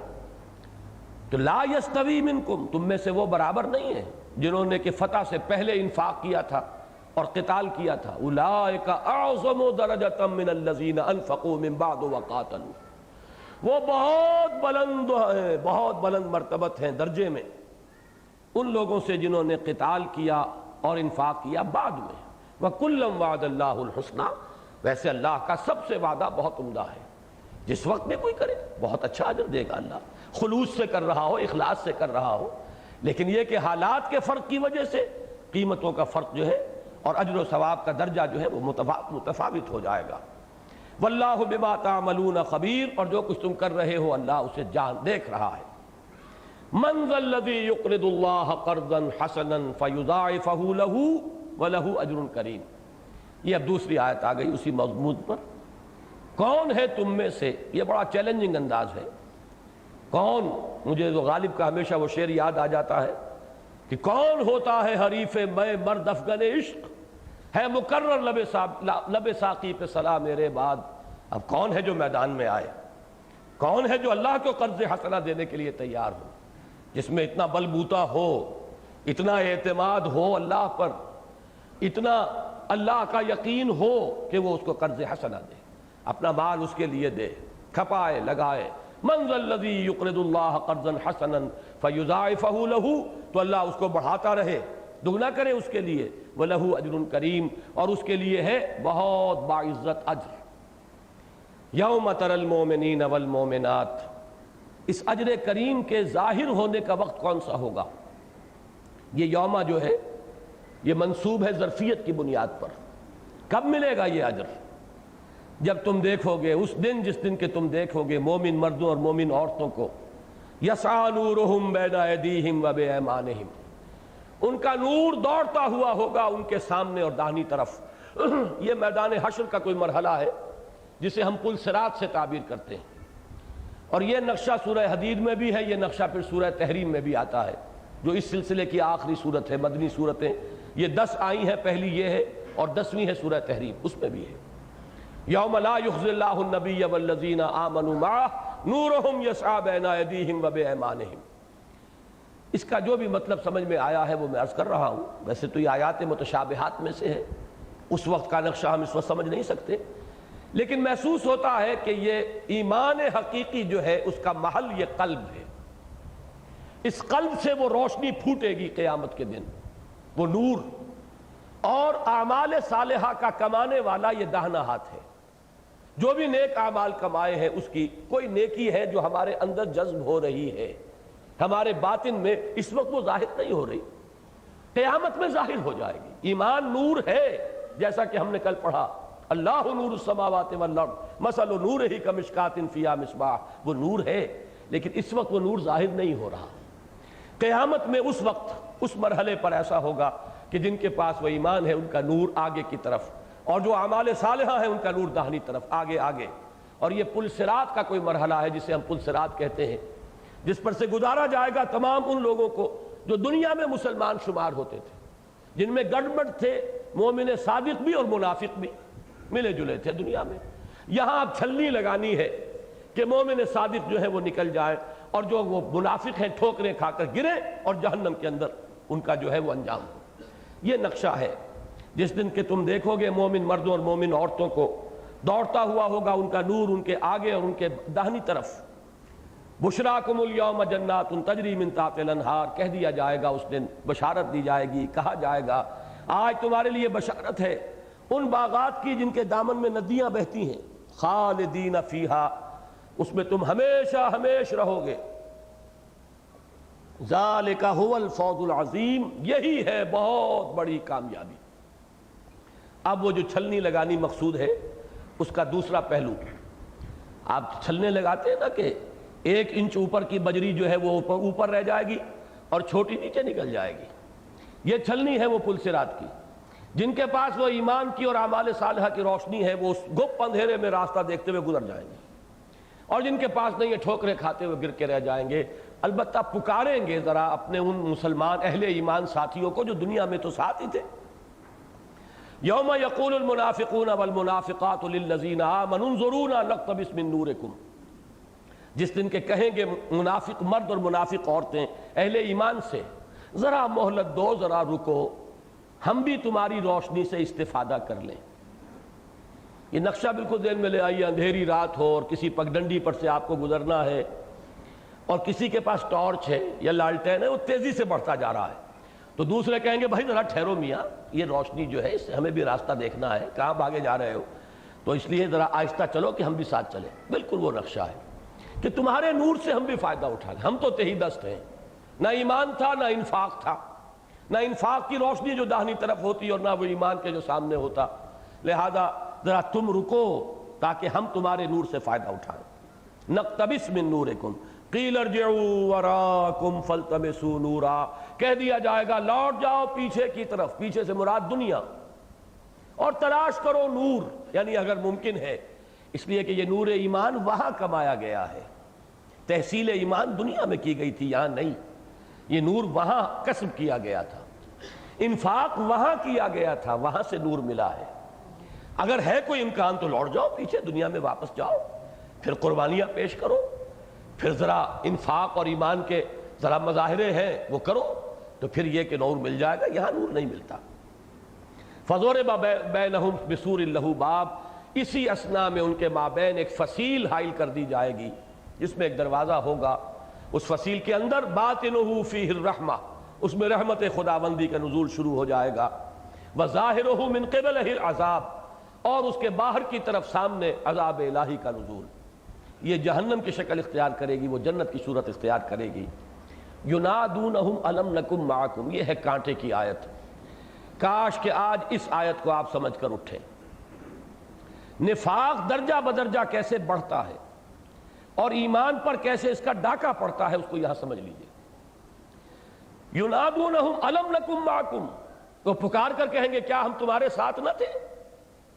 دنیا میں تو عبداللہ ابن ابی کندھے سے کندھا ملا کر کھڑا ہوتا تھا ابو بکر صدیق سے رضی اللہ تعالیٰ عنہ، صف اول میں حاضر ہوتا تھا، چودھری تھا بڑا، کھڑا ہو کر کہا کرتا تھا جمعے کے روز یا کبھی خطبہ حضور کو دینا ہوتا تھا، لوگوں ان کی بات توجہ سے سنو، یہ اللہ کے رسول ہیں، اپنی چودراہٹ کے مظاہرے کے لیے۔ تو دنیا میں تو ساتھ تھے، گڑبڑ تھے۔ الم نکم معکم، کیا ہم تمہارے ساتھ نہ تھے؟ قالوا بلا، اب وہ جواب دیں گے کیوں نہیں تھے تو ہمارے ساتھ۔ اب یہاں سے بات شروع ہوئی، وَلَكِنَّكُمْ فَتَنْتُمْ أَنفُسَكُمْ وَتَرَبَّصْتُمْ، مگر تم نے اپنے آپ کو فتنوں میں ڈالا اور تربص میں، گو مگو میں مبتلا ہو گئے۔ ان دو الفاظ کو سمجھنے کے لیے کل کی آیت سورہ توبہ کی 24ویں نمبر آیت جو کل ہم پڑھ چکے ہیں، قُلْ إِنْ كَانَ آبَاؤُكُمْ وَأَبْنَاؤُكُمْ وَإِخْوَانُكُمْ وَأَزْوَاجُكُمْ وَعَشِيرَتُكُمْ وَأَمْوَالٌ اقْتَرَفْتُمُوهَا وَتِجَارَةٌ تَخْشَوْنَ كَسَادَهَا وَمَسَاكِنُ تَرْضَوْنَهَا أَحَبَّ إِلَيْكُم مِّنَ اللَّهِ وَرَسُولِهِ وَجِهَادٍ فِي سَبِيلِهِ فَتَرَبَّصُوا، میں نے کہا تھا تربص کے لفظ کو نوٹ کیجئے، وہ تربص کا لفظ یہاں آ گیا۔ تم نے ان محبتوں میں اپنے آپ کو مبتلا کیا، ان محبتوں کو اللہ اور اللہ کے رسول اور اللہ کے راہ میں جہاد کی محبت سے بالا تر کر لیا، تم نے خود کیا۔ It was your own choice, it was your own free choice، تم نے اپنے ہاتھوں اپنے آپ کو ان فتنوں کے اندر ڈالا، جس کا نتیجہ کیا تھا؟ فتربصوا، جاؤ دفع ہو جاؤ، اب انتظار کرو۔ پھر تم انتظار میں گو بگو کی کیفیت، چلوں نہ چلوں، بڑھوں نہ بڑھوں، قدم بڑھاؤں یا نہ بڑھاؤں، کعبہ میرے پیچھے ہے، کلیسا میرے آگے، ایمان مجھے روکے ہے تو کھینچے ہے مجھے کفر، ایمان پکار رہا ہے میدان جنگ میں اور گھر کی ٹھنڈی چھاؤں جو ہے وہ مجھے کھینچ رہی ہے۔ بڑا پیارا شعر جگر نے کہا تھا کہ تپتی راہیں مجھ کو پکارے اور دامن پکڑے چھاؤں گھنیری، یہ چھاؤں نکلنے نہیں دے رہی۔ تم نے اپنے آپ کو ان فتنوں میں ڈالا اور تربص میں مبتلا ہوئے۔ تیسرا نتیجہ اس کا، ورتبتم، پھر شکوک و شبہات نے ڈیرا لگایا۔ یہ وہ لفظ آ گیا ارتیاب، ایمان کی کچھ پونجی تھی تو اب ان میں شکوک و شبہات کے کانٹے چبھ گئے، اس لیے کہ عمل سے ایمان بڑھتا ہے، بے عملی سے ایمان کے اندر ضعف اور کمی پیدا ہوتی چلی جائے گی۔ یہ دو چیزیں جو ہیں یہ لازم و ملزوم ہیں، ایمان ہوگا عمل ہوگا، پھر یہ عمل ایمان کو تقویت دے گا، ایمان بڑھے گا پھر اور عمل ہوگا، وہ عمل مزید پھر مزید ایمان میں اضافہ کرے گا۔ یہ ایک سپائرل ہے، یہ سپائرل جو ہے یا تو جائے گا اوپر کی طرف، جیسے وہ زینے ہوتے ہیں چکر والے کہ ہر چکر کے ساتھ آپ اوپر جا رہے ہیں، ایمان بھی اور عمل بھی، اور یا پھر یہ وہ وشس سرکل بن جائے گا کہ عمل کی کمی ایمان پر ریفلیکٹ ہوگی، اس میں کمی آئے گی، یہ ایمان کی کمی مزید عمل کو اور کم کر دے گی، یہ عمل کی مزید کمی مزید ایمان کو اور کھور دے گی، برف کو وہ اور پگھل جائے گا، یا ادھر یا ادھر۔ اور سورہ نساء کا ایک مقام ہے جہاں پر ان چیزوں کو خوب واضح کیا گیا ہے۔ کچھ لوگ ہیں وہ ایمان لائے ثم کفروا آمنوا ثم کفروا ثم آمنوا ثم کفروا ثم ازدادوا کفرا، پھر وہ کفر کی طرف بڑھتے چلے گئے۔ تو فرمایا تیسرا قدم ورتبتم، چوتھا قدم وغرتکم الامانی، تمہیں دھوکہ دیا خواہشات نے۔ اور یہ امانی کا لفظ قرآن مجید کی ایک ٹرم ہے۔ یہود اور نصارہ کا یہ قول نحن ابناء اللہ واحباؤہ لن تمسنا النار الا ایاما معدودہ، ہم تو اللہ کے چہیتے ہیں، لاڈلے ہیں، ہمیں کیا ڈر، اور ہمیں تو آگ چھو ہی نہیں سکتی، چھوئے گی بھی تو چند دن، جس کے بارے میں قرآن کہتا ہے تلک امانیہم قل ہاتوا برہانکم ان کنتم صادقین، یہ ان کی خوشنما آرزویں ہیں، وشفل تھنکنگ ہے، یہ امانی ہے۔ پھر انسان کو دھوکہ دیتا ہے امانی۔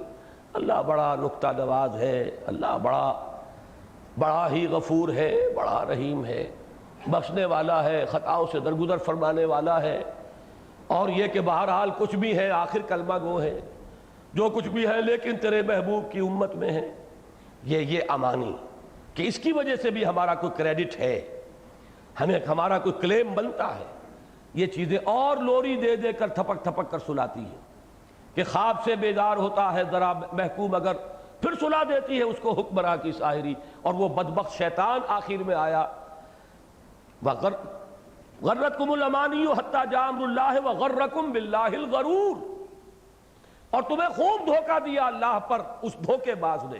یہ غرور غین کی زبر کے ساتھ ہے، انتہائی دھوکے باز یعنی شیطان لعین، وہ لوری دے دے کر تھپک تھپک کر سلاتا ہے، پرواہ نہیں، تم حرام خوری کر رہے ہو تو کیا ہے، تم نے مسجد کو چندے بھی تو دے رکھے ہیں نا، تم نے یہ سب بلیک مارکیٹنگ سے کمایا تو کیا ہے، آخر داتا دربار پر چادریں بھی تو تمہاری چڑھائی ہوئی ہیں، کہاں چلی جائیں گی یہ، ان میں سے ایک ایک جو ہے وہ تمہارے کام آنے والی ہے، تم نے فلاں نیکیاں بھی تو کی ہوئی ہے، اس پر تکیہ ہے، اس پر بھروسہ ہے۔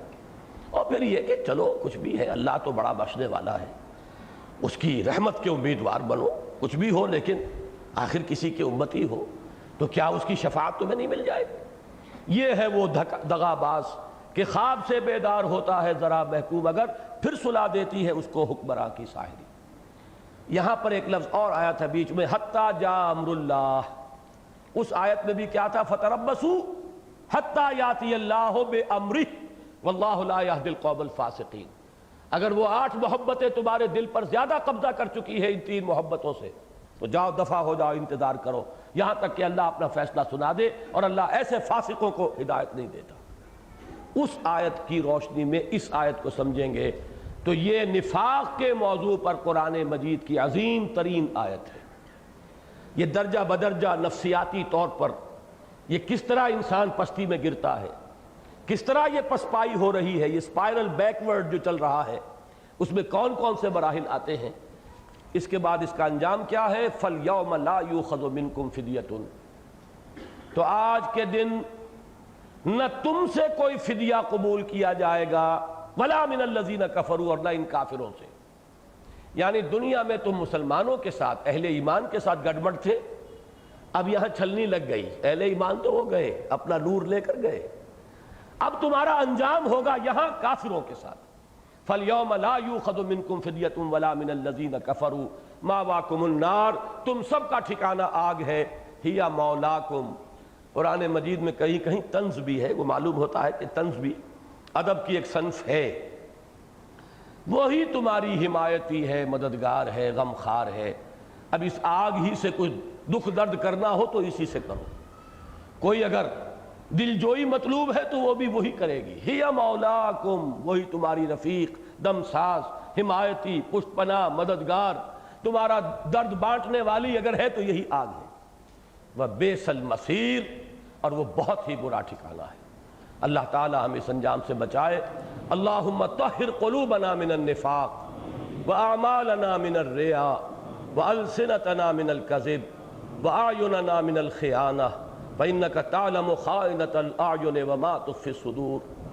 اللہم نور قلوبنا بالایمان واشرح صدورنا للاسلام اللہم انا نعوذ بک من الشک والشرک اللہم انا نعوذ بک من الشک والشرک اللہم حبب الینا الایمان وزینہ فی قلوبنا وکرہ الینا الکفر والفسوق والعصیان اللہم وفقنا لما تحب وترضى اللہم وفقنا ان نجاہد فی سبیلک باموالنا وانفسنا اللہم وفقنا ان ننفق اموالنا ونبذل انفسنا لإقامت دینک وإعلاء کلمتک اللہم ربنا تقبل منا انک انت السمیع العلیم وتب علینا انک انت التواب الرحیم وصلی اللہ تعالی علی خیر خلقہ محمد وآلہ واصحابہ اجمعین برحمتک یا ارحم الراحمین۔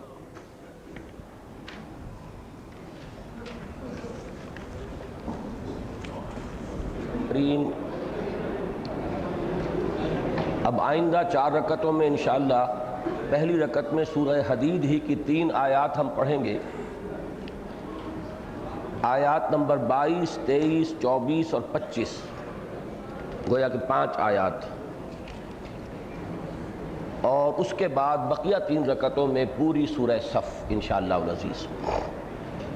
تو پہلے سورہ حدید کی یہ 27ویں پارے کی آخری صورت ہے، اسی کی 9 آیات ہم پہلے پڑھ چکے ہیں، اب اسی کی 22ویں آیت ہے۔ اعوذ باللہ من الشیطان الرجیم، بسم اللہ الرحمن الرحیم۔ ما صاب من مصیبت فی الارض ولا فی انفسکم الا فی کتاب من قبل ان نبراها ان ذلک علی اللہ یسیر لِكَيْ لَا تَعْصَوْا عَلَى مَا فَاتَكُمْ وَلَا تَفْرَحُوا بِمَا آتَاكُمْ وَاللَّهُ لَا يُحِبُّ كُلَّ مُخْتَالٍ فَخُورٍ الَّذِينَ يَبْخَلُونَ وَيَأْمُرُونَ النَّاسَ بِالْبُخْلِ وَمَنْ يَتَوَلَّ فَإِنَّ اللَّهَ هُوَ الْغَنِيُّ الْحَمِيدُ لَقَدْ أَرْسَلْنَا رُسُلَنَا بِالْبَيِّنَاتِ وَأَنزَلْنَا مَعَهُمُ الْكِتَابَ وَالْمِيزَانَ لِيَقُومَ النَّاسُ بِالْقِسْطِ وَأَنزَلْنَا الْحَدِيدَ فِيهِ بَأْسٌ شَدِيدٌ وَمَنَافِعُ لِلنَّاسِ وَلِيَعْلَمَ اللَّهُ مَن يَنصُرُهُ وَرُسُلَهُ بِالْغَيْبِ إِنَّ اللَّهَ قَوِيٌّ عَزِيزٌ صدق اللہ العظیم۔ ہماری اب تک کی جو گفتگو چلی آ رہی ہے، جو سورہ حجرات کی آیت نمبر 15 کے حوالے سے 2 تقاضے، ایمان لاؤ جیسا کہ ایمان لانے کا حق ہے، جس میں شکوک و شبہات کے کانٹے چبھے ہوئے نہ ہوں۔ نمبر 2، جہاد کرو، اللہ کی راہ میں کھپاؤ اس میں اپنی جانیں بھی اور اپنے مال بھی۔ جو لوگ یہ 2 شرطیں پوری کریں وہی حقیقتاً مومن ہیں، وہی حقیقتاً سچے ہیں۔ اولئک ھم الصادقون۔ سورہ حدید کے ابتدا میں آیا وہی 2 تقاضے، آمنوا باللہ ورسولہ وانفقوا مما جعلکم مستخلفین فیہ فالذین آمنوا منکم وانفقوا لہم اجر کبیر۔ اب یہ جو 4 آیات ہیں، ان میں سے پہلی 3 آیات میں تو انہی جو انفاق مال اور بذل نفس کے راستے کی جو رکاوٹیں ہیں، جو خطرات ہیں، جو خدشات ہیں، ان کی طرف اشارہ کیا گیا، ان کی حقیقت کھول کر دکھا دی گئی کہ ان سے خائف نہ ہو، یہ صرف تمہاری آزمائش کے لیے ہے۔ اور آخری آیت جو ہے تیسرے رکوع کی آخری، وہ کلائمیکس ہے اس پوری بحث کا، اور قرآن مجید کی سب سے زیادہ انقلابی آیت ہے۔ انقلاب کے موضوع پر یہ قرآن مجید کا ذروہ سنام ہے، چوٹی ہے۔ اس میں ہدف معین کیا گیا۔ ہدف کیا ہے؟ یہ انفاق مال اور بذل نفس کس مقصد کے لیے کرنا ہے؟ یہ جہاد بالمال بالنفس کس مقصد کے لیے درکار ہے؟ آخری منزل اس کی کیا ہے؟ اس کے ذرائع درمیانی تو ہوں گے، دعوت ہے، تبلیغ ہے، تنظیم ہے، تربیت ہے، تزکیہ ہے، لیکن یہ سب کس لیے؟ اس کی تعیین، اس ہدف دنیا کے اندر اس جد و جہد کا جو ہدف ہے، اس کی تعیین اس آیہ مبارکہ سے ہوگی۔ دیکھیے، سب سے پہلے انسان ڈرتا ہے کوئی جسمانی تکالیف، کوئی جسمانی اذیتیں جو اس راہ میں آتی ہیں، کوئی جان و مال کا نقصان جو آدمی کو جھیلنا پڑتا ہے، جس کو کہ ہم نے کل آیت البر میں پڑھا تھا، وَالصَّابِرِينَ فِي الْبَأْسَاءِ وَالضَّرَّاءِ وَحِينَ الْبَأْسِ۔ پہلے تو اس کے ضمن میں فرمایا ما صاب من مصیبت الا باذن اللہ فی الارض ولا فی انفسکم الا فی کتاب من قبل ان نبرأها، نہیں پڑتی کوئی پڑھنے والی کوئی مصیبت، کوئی تکلیف، کوئی آپ کے لیے ناگوار صورتحال، کوئی آپ کے لیے ناپسندیدہ صورت واقع نہیں ہو سکتی، نہ تمہاری جانوں میں نہ زمین میں، یعنی زمین میں بڑے پیمانے پر کوئی ابتلا، آزمائش، کوئی زلزلہ، کوئی سیلاب، کوئی قحط، اور تمہاری جانوں میں کوئی بیماری، کوئی تکلیف، کوئی اذیت، کوئی جو بھی حضرت بلال کے ساتھ ہو رہا تھا یا حضرت خباب کے ساتھ ہو رہا تھا، جو بھی کچھ ہوتا ہے، ما صاب من مصیبت فی الارض ولا فی انفسکم الا فی کتاب من قبل ان نبرأها، مگر یہ کہ وہ موجود ہے ایک کتاب میں درج،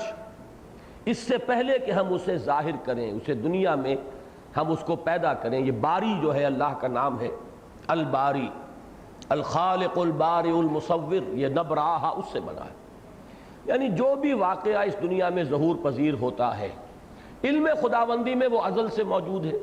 یہ کتاب وہی ہے ام الکتاب، یہ علم خداوندی کی کتاب ہے جس میں ہر شے ازل سے موجود ہے، ابد تک کا تمام معاملہ ایک ایک شے، یہ علم خداوندی کی شے ہے۔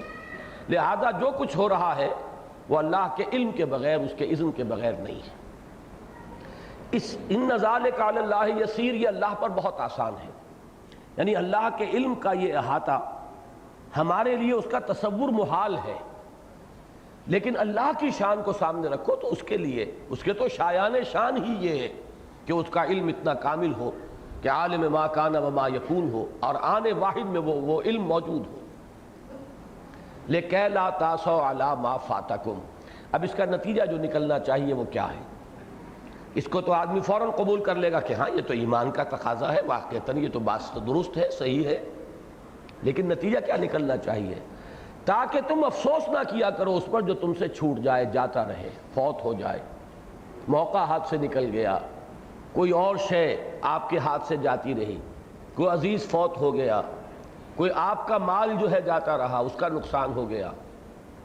مہاجرین کو بیٹھے ہوئے خبریں آتی تھی مدینے کے اندر کہ آج ہمارے گھر بار لوٹ لیے گئے، وہ سارے گھر کا سامان جو ہے وہ اس کو جمع کر کے اور اس کو اب راس المال بنایا گیا اس قافلے کے لیے جو ابو سفیان لے کر جا رہے تھے، اور جسی کے سلسلے میں پھر غزوہ بدر واقع ہوا ہے۔ خبریں سن رہے ہیں، میری دنیا لٹ رہی تھی اور میں خاموش تھا۔ یہ سب در حقیقت نتیجہ کس کا ہے؟ کہ جو کچھ ہو رہا ہے میرے رب کے اذن کے بغیر تو نہیں ہو رہا، اور اگر یہ میرے رب کی طرف سے ہے تو ہر چے ساقی ما ریخت عین الطاف است، نہ شود نصیب دشمن کے شود ہلاک تیغت، سر دوستا سلامت کے تو خنجر آزمائی۔ جب میرے رب کی طرف سے ہے تو سر تسلیم خم۔ لِكَيْ لَا تَأْسَوْا عَلَىٰ مَا فَاتَكُمْ وَلَا تَفْرَحُوا بِمَا آتَاكُمْ، اور جو اللہ تمہیں دے دے اس پر اطراع نہ کرو، اس لیے کہ جیسا کہ سورۃ الفجر میں حافظ صاحب نے بھی ترجمے کے دوران وضاحت کی تھی، یہ دونوں حالتیں امتحان کی ہیں، ابتلا کی ہیں، آزمائش کی ہیں۔ اگر کچھ دیا ہے تو یہ عزت نہیں ہے، یہ بھی ایک امتحان ہے۔ وہاں بھی جس نے کہا کہ ربی اکرمن، اس نے دھوکہ کھایا۔ کہیں تنگی آ گئی، تکلیف آ گئی تو یہ ذلت نہیں ہے۔ جس نے کہا ربی اہانن، اس نے دھوکہ کھایا۔ یہ دونوں صورتیں ابتلا کی ہیں، آزمائش کی ہیں، تمہیں جانچا جا رہا ہے، پرکھا جا رہا ہے۔ لِكَيْ لَا تَأْسَوْا عَلَىٰ مَا فَاتَكُمْ وَلَا تَفْرَحُوا بِمَا آتَاكُمْ وَاللَّهُ لَا يُحِبُّ كُلَّ مُخْتَالٍ فَخُورٍ، اور اللہ کو بالکل پسند نہیں ہے وہ لوگ کہ جو شیخی خورے، اترانے والے، فخر کرنے والے ہیں۔ اب یہ جو ذہنیت ہے، جو شیخی بھگارنے والی ذہنیت، اترانے والے مال دنیا پر، ظاہر ہے وہ مال کو سینت کر رکھیں گے۔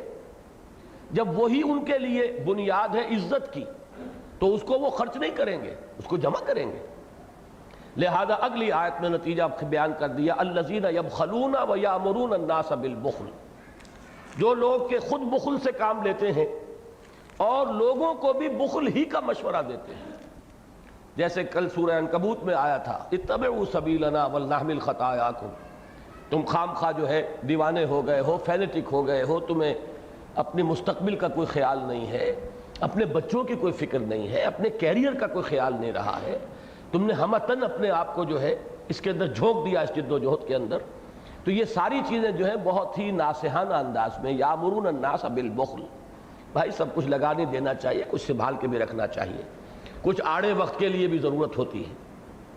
وَمَن يَتَوَلَّ فَإِنَّ اللَّهَ هُوَ الْغَنِيُّ الْحَمِيدُ, اور جو پیٹھ موڑ لے گا, کیونکہ اللہ تو کہتا ہے خرچ کرو, یہ کہتے ہیں رکھو, اسی سے تو عزت ہے. 4 پیسے ہوں گے تو تمہاری دنیا میں عزت ہوگی, 4 پیسے ہوں گے, مال اسباب نظر آئے گا تو تمہاری بیٹیوں کے رشتے آئیں گے, ورنہ کون تمہاری بیٹیوں کو پوچھے گا. جب تک یہ شان و شوکت نہیں ہوگی, یہ ساز و سامان اپنے گھروں میں نہیں رکھو گے, جو آئیں کو دیکھ بھال کرنے والے انہیں نظر آئے یہاں پر رونق, تبھی تو کوئی تمہاری بچیوں کو پوچھے گا, ورنہ کون پوچھے گا. یہ ہے ایک طرف تو اللہ کا مطالبہ, لگاؤ, کھپاؤ, خرچ کرو, مت رکھو اپنے پاس, لگا دو, قل العفو, جو بھی ضرورت سے زائد ہے صرف کر دو. اور ایک یہ ہے کہ نہیں روکو, اسی میں عزت ہے, اسی میں دنیا کے لیے ہمارے تمام تقاضے جو ہیں ان کے صحیح طور پہ پورا ہونے کا امکان ہے. فرمایا جب اللہ کے راستے سے, اللہ کی پکار سے کان بہرے کر لیے, پیٹھ موڑ لی, اور دنیا والوں کی یا نفس کی یہ بات مان لی, تو فرمایا وَمَن يَتَوَلَّ فَإِنَّ اللَّهَ هُوَ الْغَنِيُّ الْحَمِيدُ, جو پیٹھ موڑ لے تو اللہ تو غنی اور حمید ہے ہی, اسے کسی کی احتیاج نہیں. اب وہ آیت آ گئی جو میرے نزدیک اس کا کلائمیکس ہے. اس آیت کے ایک ایک لفظ کو سمجھیے. لَقَدْ أَرْسَلْنَا رُسُلَنَا بِالْبَيِّنَاتِ, ہم نے ہی بھیجا اپنے رسولوں کو بینات کے ساتھ. بینات روشن چیزیں. اس میں اولاً تو آئے گا معجزات کا معاملہ, کہ جو رسولوں کی رسالت کا ایک گویا کہ بین اور ظاہر ثبوت بن جاتا تھا. اور بینات سے مراد وہ براہین بھی ہیں جو اس دین کی دعوت کے ضمن میں قرآن مجید میں آئی ہیں, جو فطرت انسانی کی جانی پہچانی چیزیں ہیں روشن.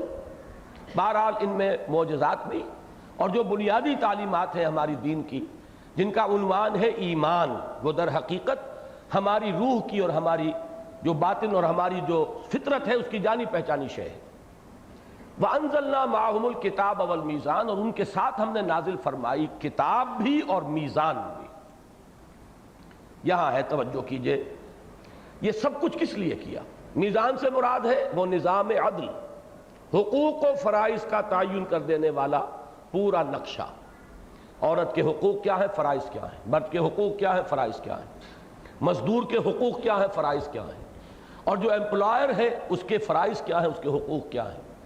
ہر اعتبار سے فریقین کے مابین ایک توازن پیدا کرنے والی شے میزان, المیزان. یہی المیزان ہے جس کا ذکر سورہ شورى میں بھی آیا تھا, لیکن ہم نے وہ آیت جو ہے آج کے اپنے حصے میں شامل نہیں کی تھی. اللہ الذی انزل الکتاب بالحق والمیزان, اللہ ہے وہ ہستی کہ جس نے نازل فرمائی ہے کتاب بھی حق کے ساتھ اور میزان بھی. یہ کتاب اور میزان بریکٹ ہو کر قرآن مجید میں انہی 2 صورتوں میں آئی ہیں, سورہ شورى اور یہ سورہ حدید.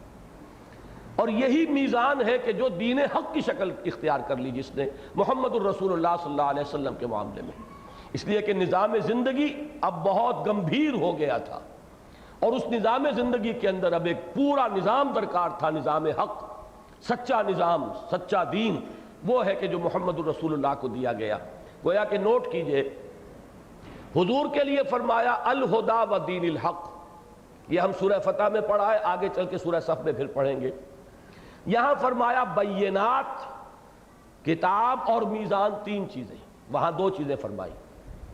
هو الذی ارسل رسولہ بالہدی و دین الحق, یہاں فرمایا ہم نے بھیجا اپنے رسولوں کو بالبینات نمبر 1, اور نمبر 2 وانزلنا معہم الکتاب نمبر 2, والمیزان نمبر 3.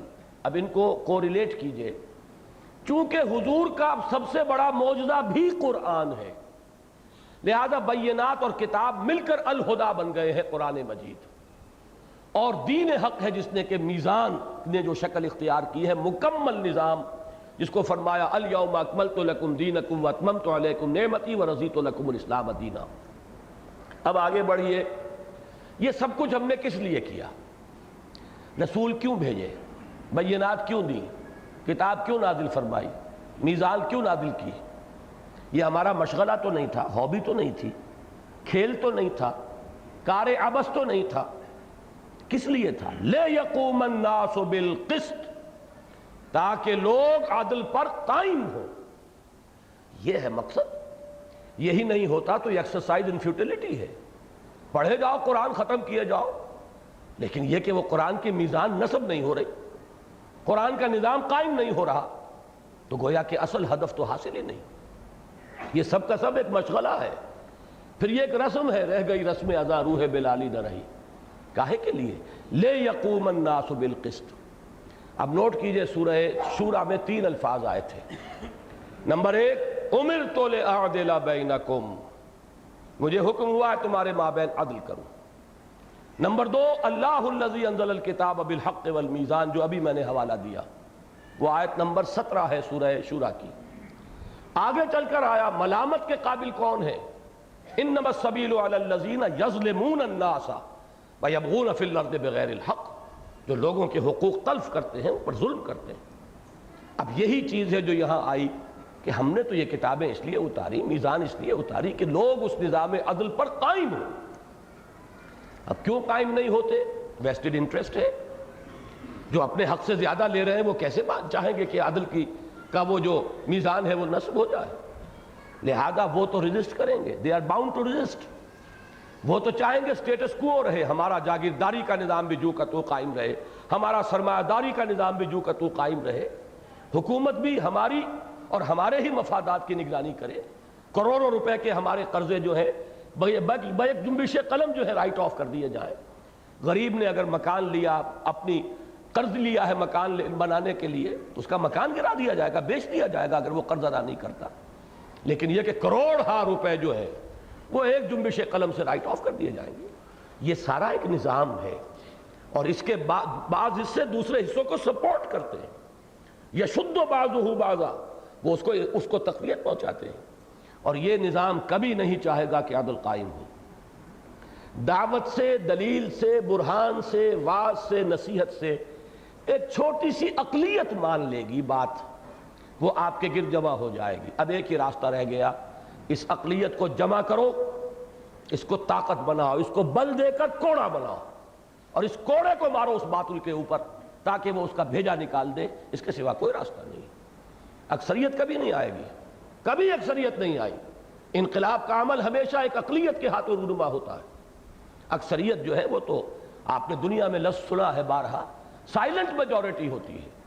اور سائلنٹ میجورٹی انہی لوگوں کے چشم و ابرو کے اشاروں پر حرکت کرتی ہے جو at the helm of affairs ہے. اور وہ وہی ہے کہ جو جاگیردار اور سرمایہ دار اور زمیندار اور مختلف دار جو ہیں، وہ جو بیٹھے ہوئے ہیں، جن کے وہ پاور بیسز ہیں، وہ ان کے اوپر مسلط ہیں. لہذا اب ایک ہی راستہ دیکھیے، قرآن مجید نے وہ سارا گیپ فل کر کے اس کے ایک جمپ میں فرمایا وَأَنزَلْنَا الْحَدِيدَ، ہم نے لوہا بھی اتارا ہے، فِيهِ بَاسٌ شَدِيدٌ، اس میں جنگ کی صلاحیت ہے. یہ لوگ دلیل سے کبھی بات ماننے والے نہیں ہیں. ان میں سے ایک وہ اقلیت ہوتی ہے جو نکل آتی ہے. ابو بکر نکل آئے، اسی طبقے میں سے تھے. عمر اسی طبقے کے فرد تھے.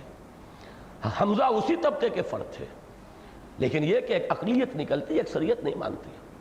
اس اقلیت کو اب منظم کر کے حزب اللہ بنا کر، بٹ کر، کوڑا بنا کر، اسے وہ صورت شمشیر ہے دست قضا میں وہ قوم، وہ صورت شمشیر جو ہے اس کو استعمال کیا جائے، اور پھر یہ کہ جد مغوہو، اس باطل کا بھیجا نکالا جائے.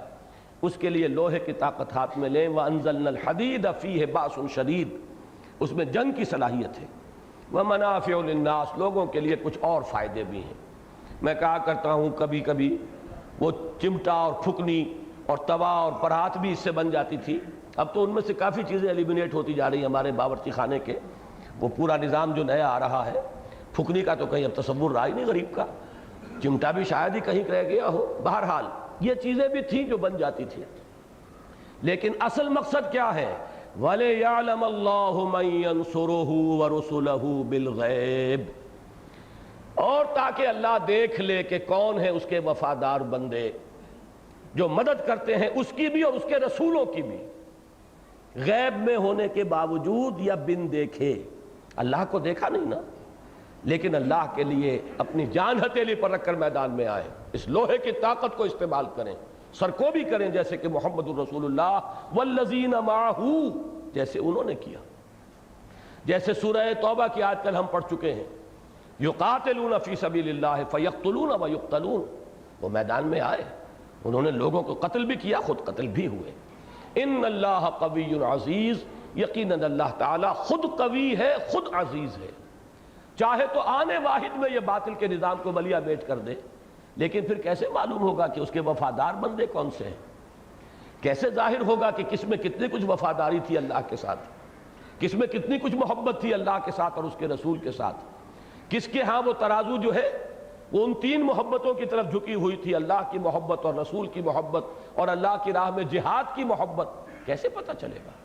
یہ سب آزمائش ہے، اللہ دیکھ رہا ہے اس کے وفادار بندے اور اس کے وہ بے وفا بندے، وہ صرف دودھ پینے والے مجنوں کہ جو نام لینے کے لیے تو بڑے محب رسول بھی ہیں اور محب خدا بھی ہیں، لیکن اس کے لیے کوئی قربانی دینے کو تیار نہیں، یہ اس کے لیے چھلنی لگا دی گئی ہے۔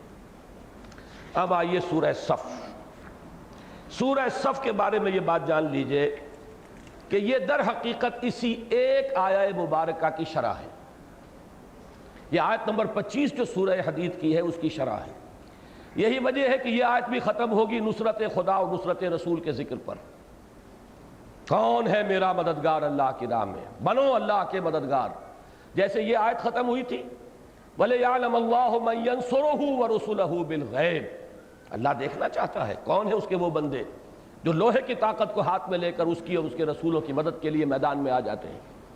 یہاں پر بھی وہی بات نظر آئے گی، اور وہ آیت اس کی مرکزی آیت ہے۔ وہ تو چونکہ تمام رسولوں کے لیے بات آئی، لَقَدْ أَرْسَلْنَا رُسُلَنَا بِالْبَيِّنَاتِ وَأَنزَلْنَا مَعَهُمُ الْكِتَابَ وَالْمِيزَانَ لِيَقُومَ النَّاسُ بِالْقِسْطِ۔ حضور کے لیے یہ آیت جو ہے یہی مضمون اس صورت میں ہے، هُوَ الَّذِي أَرْسَلَ رَسُولَهُ بِالْهُدَى وَدِينِ الْحَقِّ لِيُظْهِرَهُ عَلَى الدِّينِ كُلِّهِ۔ اب سورہ صف کو پڑھ لیجئے، ذرا جلدی سے چلنا ہوگا ہمیں۔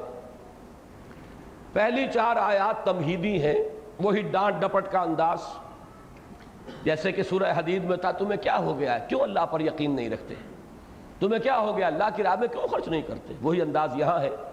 سبح للہ ما فی السماوات و ما فی الارض، تسبیح کرتی ہے اللہ کی ہر وہ شے جو آسمانوں میں ہے اور ہر وہ شے جو زمین میں ہے، وہو العزیز الحکیم، اور وہ زبردست ہے کمال حکمت والا۔ یا ایھا الذین آمنوا لم تقولون ما لا تفعلون، اہل ایمان، اے ایمان کے دعوے دارو کیوں کہتے ہو جو کرتے نہیں۔ کبر مقتا عند اللہ ان تقولوا ما لا تفعلون، بہت بڑی شے ہے اللہ کے نزدیک بیزاری کی کہ تم کہو جو کچھ کے کرتے نہیں ہو۔ اور چوتھی آیت میں بات کھول کے رکھ دی، جو میں نے کہا تھا کہ جو اس کوچے میں قدم رکھے سنبھل کر رکھے، سوچ سمجھ کر رکھے، جس کو ہو جان و دل عزیز اس کی گلی میں جائے کیوں، اور بیٹھے کہیں اپنے پاس۔ یہاں آنا ہے تو جان لو ان اللہ یحب الذین یقاتلون فی سبیلہ صفا کانہم بنیان مرصوص، اللہ کو تو محبت اپنے ان بندوں سے ہے جو جنگ کرتے ہیں اس کی راہ میں۔ اب یہاں جہاد نہیں، قتال کا لفظ آ گیا۔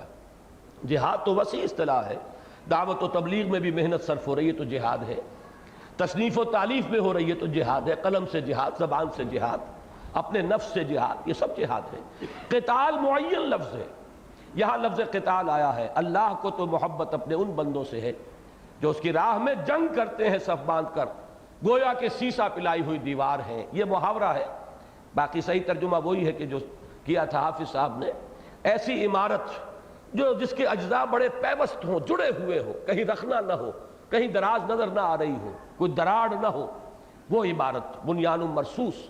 لیکن یہ کہ اس کا محاورہ جو ہے جیسے سیسا پلائی ہوئی دیوار، صفیں جو باندھی جائیں گی تو در حقیقت وہ دیوار سے زیادہ مشابہت پیدا ہوتی ہے۔ اس کے بعد کی 4 آیات میں تاریخ بنی اسرائیل کے 3 ادوار کا ذکر ہے کہ مسلمانوں تم سے پہلے یہ تھے اس مقام پر جس پر آج تم آئے ہو۔ یہ بنی اسرائیل، یہ تھے اللہ کے نمائندے، اللہ کی کتابوں کے حامل، نبوت ان کے ہاں رہی، رسالت ان کے ہاں رہی۔ انہوں نے جب قول و عمل میں تضاد روا رکھا اور ایمان کے تقاضوں کو ادا نہ کیا تو اللہ نے راندہ درگاہ کر دیا۔ اب انہیں ہٹا کر اللہ نے تمہیں یہ منصب عطا فرمایا۔ پہلا دور حضرت موسیٰ کے ساتھ ان کا طرز عمل، وَإِذْ قَالَ مُوسَىٰ لِقَوْمِهِ يَا قَوْمِ لِمَ تُؤْذُونَنِي وَقَدْ تَعْلَمُونَ أَنِّي رَسُولُ اللَّهِ إِلَيْكُمْ۔ اور یاد کرو جب کہ کہا تھا موسیٰ نے اپنی قوم سے، اے میری قوم کے لوگوں کیوں مجھے تکلیف دے رہے ہو، درا حالے کہ تم جانتے ہو کہ میں اللہ کا رسول ہوں تمہاری طرف۔ فلما زاغوا ازاغ اللہ قلوبہم، جب وہ ٹیڑھے ہو گئے تو اللہ نے ان کے دلوں کو بھی ٹیڑھا کر دیا. واللہ لا یہدی القوم الفاسقین، اللہ ایسے فاسقوں کو زبردستی ہدایت نہیں دیتا. دوسرا دور وَإِذْ قَالَ عِيسَى ابْنُ مَرْيَمَ يَا بَنِي اسرائیل، اور یاد کرو جب کہ کہا عیسیٰ ابن مریم نے، 1300 برس کا فصل ہے اس میں موسیٰ اور عیسیٰ کے درمیان علیہم الصلاۃ والسلام. 1300 برس کے بعد پھر آخری رسول آ رہے ہیں امت بنی اسرائیل کے. اب جو آخری رسول بعد میں آئے ہیں وہ تو ہیں پورے تمام سلسلہ نبوت اور رسالت کے خاتم، لیکن یہ کہ سلسلہ بنی اسرائیل کے انبیاء کے آخری کڑی حضرت عیسیٰ. اور یاد کرو جب کہ کہا تھا عیسیٰ ابن مریم نے، اے بنی اسرائیل میں اللہ کا رسول ہوں تمہاری طرف، تصدیق کرتے ہوئے آیا ہوں اس کی جو میرے سامنے موجود ہے تورات میں سے، مصدقا لما بین یدی من التوراۃ ومبشرا برسول یاتی من بعد اسمہ احمد، اور بشارت دیتے ہوئے آیا ہوں ایک رسول کی جو میرے بعد آنے والے ہیں صلی اللہ علیہ وسلم، جن کا نام نامی ہے احمد مجتبی صلی اللہ علیہ وسلم. فلما جاءہم بالبینات قالوا ھذا سحر مبین، جب وہ آئے ان کے پاس واضح تعلیمات بلکہ واضح معجزوں کے ساتھ، اس سے بڑے معجزے تو اور کسی رسول کو ملے ہی نہیں. وہ تو صرف حضور کو ملا ہے بڑا معجزہ، لیکن یہ معجزہ مانوی ہے، حسی نہیں ہے، آنکھوں سے دیکھا جانے والا نہیں ہے. یہ تو دل کی آنکھ سے دیکھو، اس کو ذہن سے سمجھو، لیکن دل کی یہ سر کی آنکھوں سے دیکھنے والے معجزات میں عظیم ترین وہ تھے جو حضرت عیسیٰ کو دیے گئے. لیکن قوم کا رد عمل کیا تھا؟ علماء بنی اسرائیل نے کہا یہ جادو ہے، اور جادو جو ہے وہ کفر ہے، لہذا یہ شخص مرتد ہے، واجب القتل ہے، اسے سولی دے دی جائے. ایک مسلمان قوم کا ضمیر اتنا بگڑ جاتا ہے، یا خمیر اتنا بگڑ جاتا ہے. اب اس کے بعد تیسرا دور ہے محمد الرسول اللہ صلی اللہ علیہ وسلم کا. اب وہی ہے کہ جن کے بارے میں حضور کو تو یہ خیال تھا غالباً کہ یہ تو فوراً تصدیق کر دیں گے، یہ تو سب چیزوں سے واقف ہیں. قرآن مجید ان کی تصدیق کرتے ہوئے آ رہا ہے، موسیٰ کی، عیسیٰ کی، ابراہیم کی، یوسف کی، اسحاق کی اور یعقوب کی، سب کی تصدیق، ہارون کی، سب کا ذکر. لیکن یہ ہے کہ ان کا طرز عمل کیا رہا؟ وَمَنْ أَظْلَمُ مِمَّنِ افْتَرَى عَلَى اللَّهِ الْكَذِبَ وَهُوَ يُدْعَى إِلَى الْإِسْلَامِ، اس شخص سے بڑھ کر ظالم اور کون ہوگا جو اللہ پر جھوٹ گھڑے، تہمت باندھے اور اس کو ڈرا لے کہ اسے بلایا جا رہا ہو اسلام کی طرف. محمد الرسول اللہ دعوت دے رہے ہیں اسلام کی طرف. واللہ لا یہدی القوم الظالمین، اللہ ایسے ظالموں کو زبردستی ہدایت نہیں دیتا. ان کا طرز عمل اب کیا تھا؟ یریدون لیطفئوا نور اللہ بافواہہم، وہ چاہتے ہیں کہ اللہ کے نور کو اپنی منہ کی پھونکوں سے بجھا دیں. اس میں ایک طنز ہے.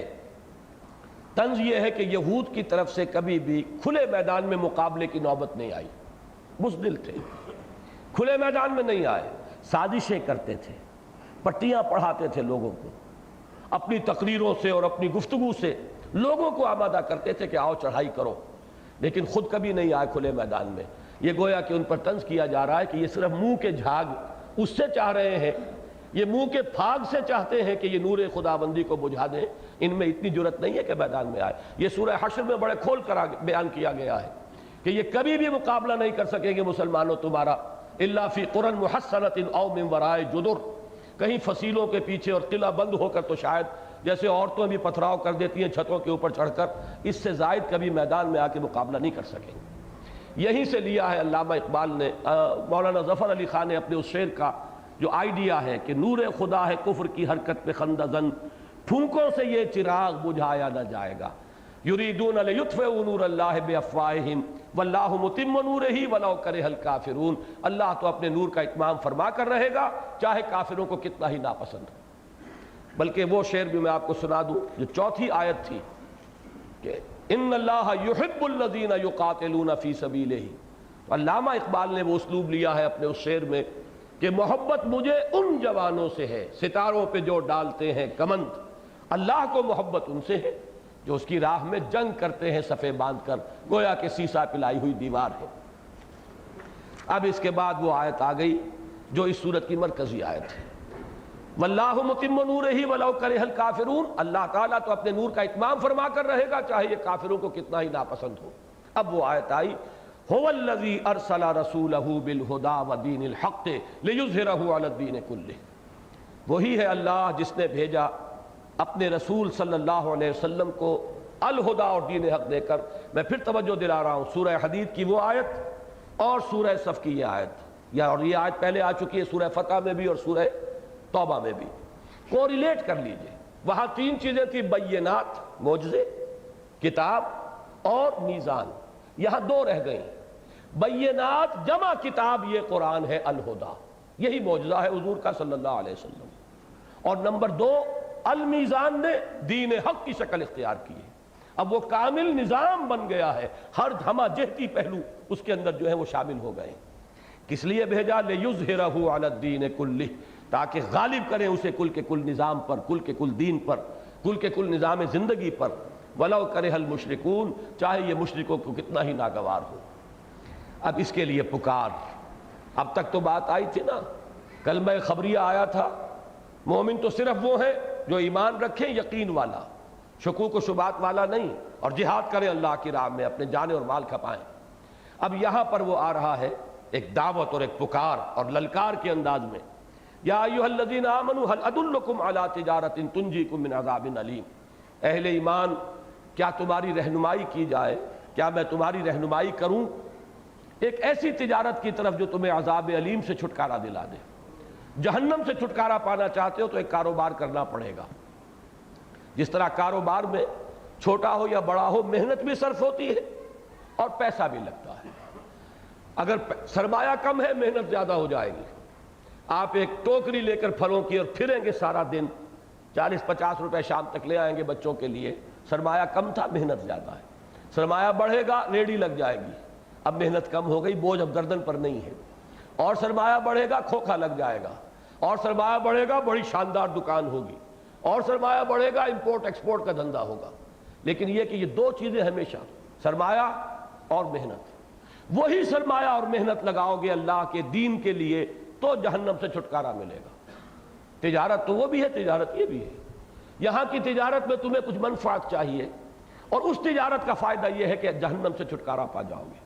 هل ادلکم علی تجارۃ تنجیکم من عذاب علیم تؤمنون باللہ ورسولہ، ایمان پختہ رکھو اللہ پر اور اس کے رسول پر، وتجاہدون فی سبیل اللہ باموالکم وانفسکم، اور جہاد کرو اللہ کی راہ میں اپنی جانوں کے ساتھ، اپنے اموال کے ساتھ، ذالکم خیر لکم ان کنتم تعلمون، یہی تمہارے لیے بہتر ہے اگر تم سمجھو۔ وہ بہتری کیا ہے؟ اب اس کی وضاحت آ رہی ہے۔ یغفر لکم ذنوبکم، تمہاری خطاؤں سے درگزر فرمائے گا، وَيُدْخِلْكُمْ جَنَّاتٍ تَجْرِي مِن تَحْتِهَا الْأَنْهَارُ، ان باغات میں تمہیں داخل کرے گا جن کے نیچے نہریں بہتی ہوں گی، وَمَسَاكِنَ طَيِّبَةً فِي جَنَّاتِ عَدْنٍ، ریزیڈینشل گارڈنز میں بڑے عمدہ ریزیڈنسز فراہم کرے گا، بہت عمدہ مسکن، بہت اعلیٰ محل عطا فرمائے گا، اور وہ بھی باغات کے اندر ہوں گے، باغیچوں کے اندر ہوں گے۔ ان تین چیزوں کو آگے فل سٹاپ لگایا، ذالک الفوز العظیم، یہی ہے اصل بڑی کامیابی۔ البتہ اس بریکٹ کے باہر ایک شے اور ہے، وَأُخْرَى، ایک اور شے بھی، تُحِبُّونَهَا، جو تمہیں بہت پسند ہے۔ اس میں بھی ایک تعریض ہے، اللہ کو اس فتح وطا سے کوئی دلچسپی نہیں ہے، اللہ کو تو تمہیں آزمانا ہے، تم نے اپنا سب کچھ لگا دیا، تم کامیاب ہو گئے، چاہے وہ انقلاب آئے نہ آئے، چاہے وہ دین قائم ہو نہ ہو، تم کامیاب ہو جاؤ گے اگر تم نے اپنا سب کچھ اس میں کھپا دیا۔ یہ ہے کامیابی اصل، اور اصل کامیابی بندہ مومن کے لیے در حقیقت آخرت کی کامیابی ہے۔ دنیا میں نصرت آئے، فتح آئے، یہ اضافی شے ہے، یہ گویا کہ ایک ثانوی شے ہے۔ اخرى تحبونہا، دوسری چیز جو تمہیں پسند ہے، وہ کیا ہے؟ نصر من اللہ وفتح قریب۔ اب یہ ظاہر بات ہے کسی خاص وقت پر یہ بشارت دی جا رہی ہے کہ اب اللہ کی طرف سے مدد اور فتح جو ہے قریب ہے، بالکل آیا چاہتی ہے، تمہاری قدم بوسی کرے گی فتح۔ اور اس کے بارے میں جہاں تک سیرت کے مطالعے سے مجھ پر منکشف ہوا وہ یہ ہے کہ یہ غزوہ احزاب کے بعد ہے۔ غزوہ احزاب میں مسلمانوں نے ثبوت دے دیا اپنے صداقت کا، اپنے ایمان صادق کا، اپنی ثابت قدمی کا۔ اس کے بعد حضور نے فرما دیا تھا صلی اللہ علیہ وسلم، اور میرے نزدیک وہ اس حکم کا امتثال امر ہے، وَبَشِّرِ الْمُؤْمِنِينَ، اے نبی اب بشارت دے دیجئے اہل ایمان کو۔ وہ بشارت اس وقت حضور نے ان الفاظ میں دی غزوہ احزاب کے فوراً بعد، لن تغزوکم قریش بعد عامکم ھذا، اے مسلمانوں اب ٹیبلز ٹرن ہو چکی. اب قریش میں جرت نہیں ہے کہ وہ تم پر حملہ آور ہو اس سال کے بعد. انیشیٹو ان کے ہاتھ سے نکل گیا. وَلَكِنَّكُمْ تَغْزُونَهُمْ، بلکہ اب تم ان کی طرف جو ہے رخ کرو گے، پیش قدمی کرو گے. چنانچہ اگلے ہی سال آپ نے وہ سفر کیا عمرے کے لیے، اور جس کے نتیجے میں صلح حدیبیہ ہو گئی. اِنَّا فَتَحْنَا لَكَ فَتْحًا مُبِينًا والی بات ہو گئی. تو در حقیقت وہ شرح ہے اس آیت کی. اب وہ آخری آیت آ گئی جس میں بڑی گہری مشابہت ہو جاتی ہے اس سورہ حدید کی آیت نمبر 25 کا جو ابتدائی حصہ ہے. وہ تو هو الذی ارسل رسولہ بالہدی ودین الحق لیظہرہ علی الدین کلہ میں آ گیا. اور جو آخری حصہ ہے یا ایھا الذین آمنوا کونوا انصار اللہ، اہل ایمان اللہ کے مددگار بنو. وہاں کیا تھا؟ وَلِيَعْلَمَ اللَّهُ مَن يَنصُرُهُ وَرُسُلَهُ بِالْغَيْبِ. اللہ دیکھنا چاہتا ہے کہ کون ہیں اس کے وفادار بندے جو غیب میں ہونے کے باوجود اللہ کی اور اس کے رسولوں کی مدد کرتے ہیں. فرمایا یا ایھا الذین آمنوا کونوا انصار اللہ، اہل ایمان اللہ کے مددگار بنو. کما قال عیسی ابن مریم للحواریین، جیسے کہا تھا ایک وقت میں عیسیٰ ابن مریم نے اپنے حواریین سے، من انصاری الی اللہ، کون ہے میرا مددگار اللہ کی طرف.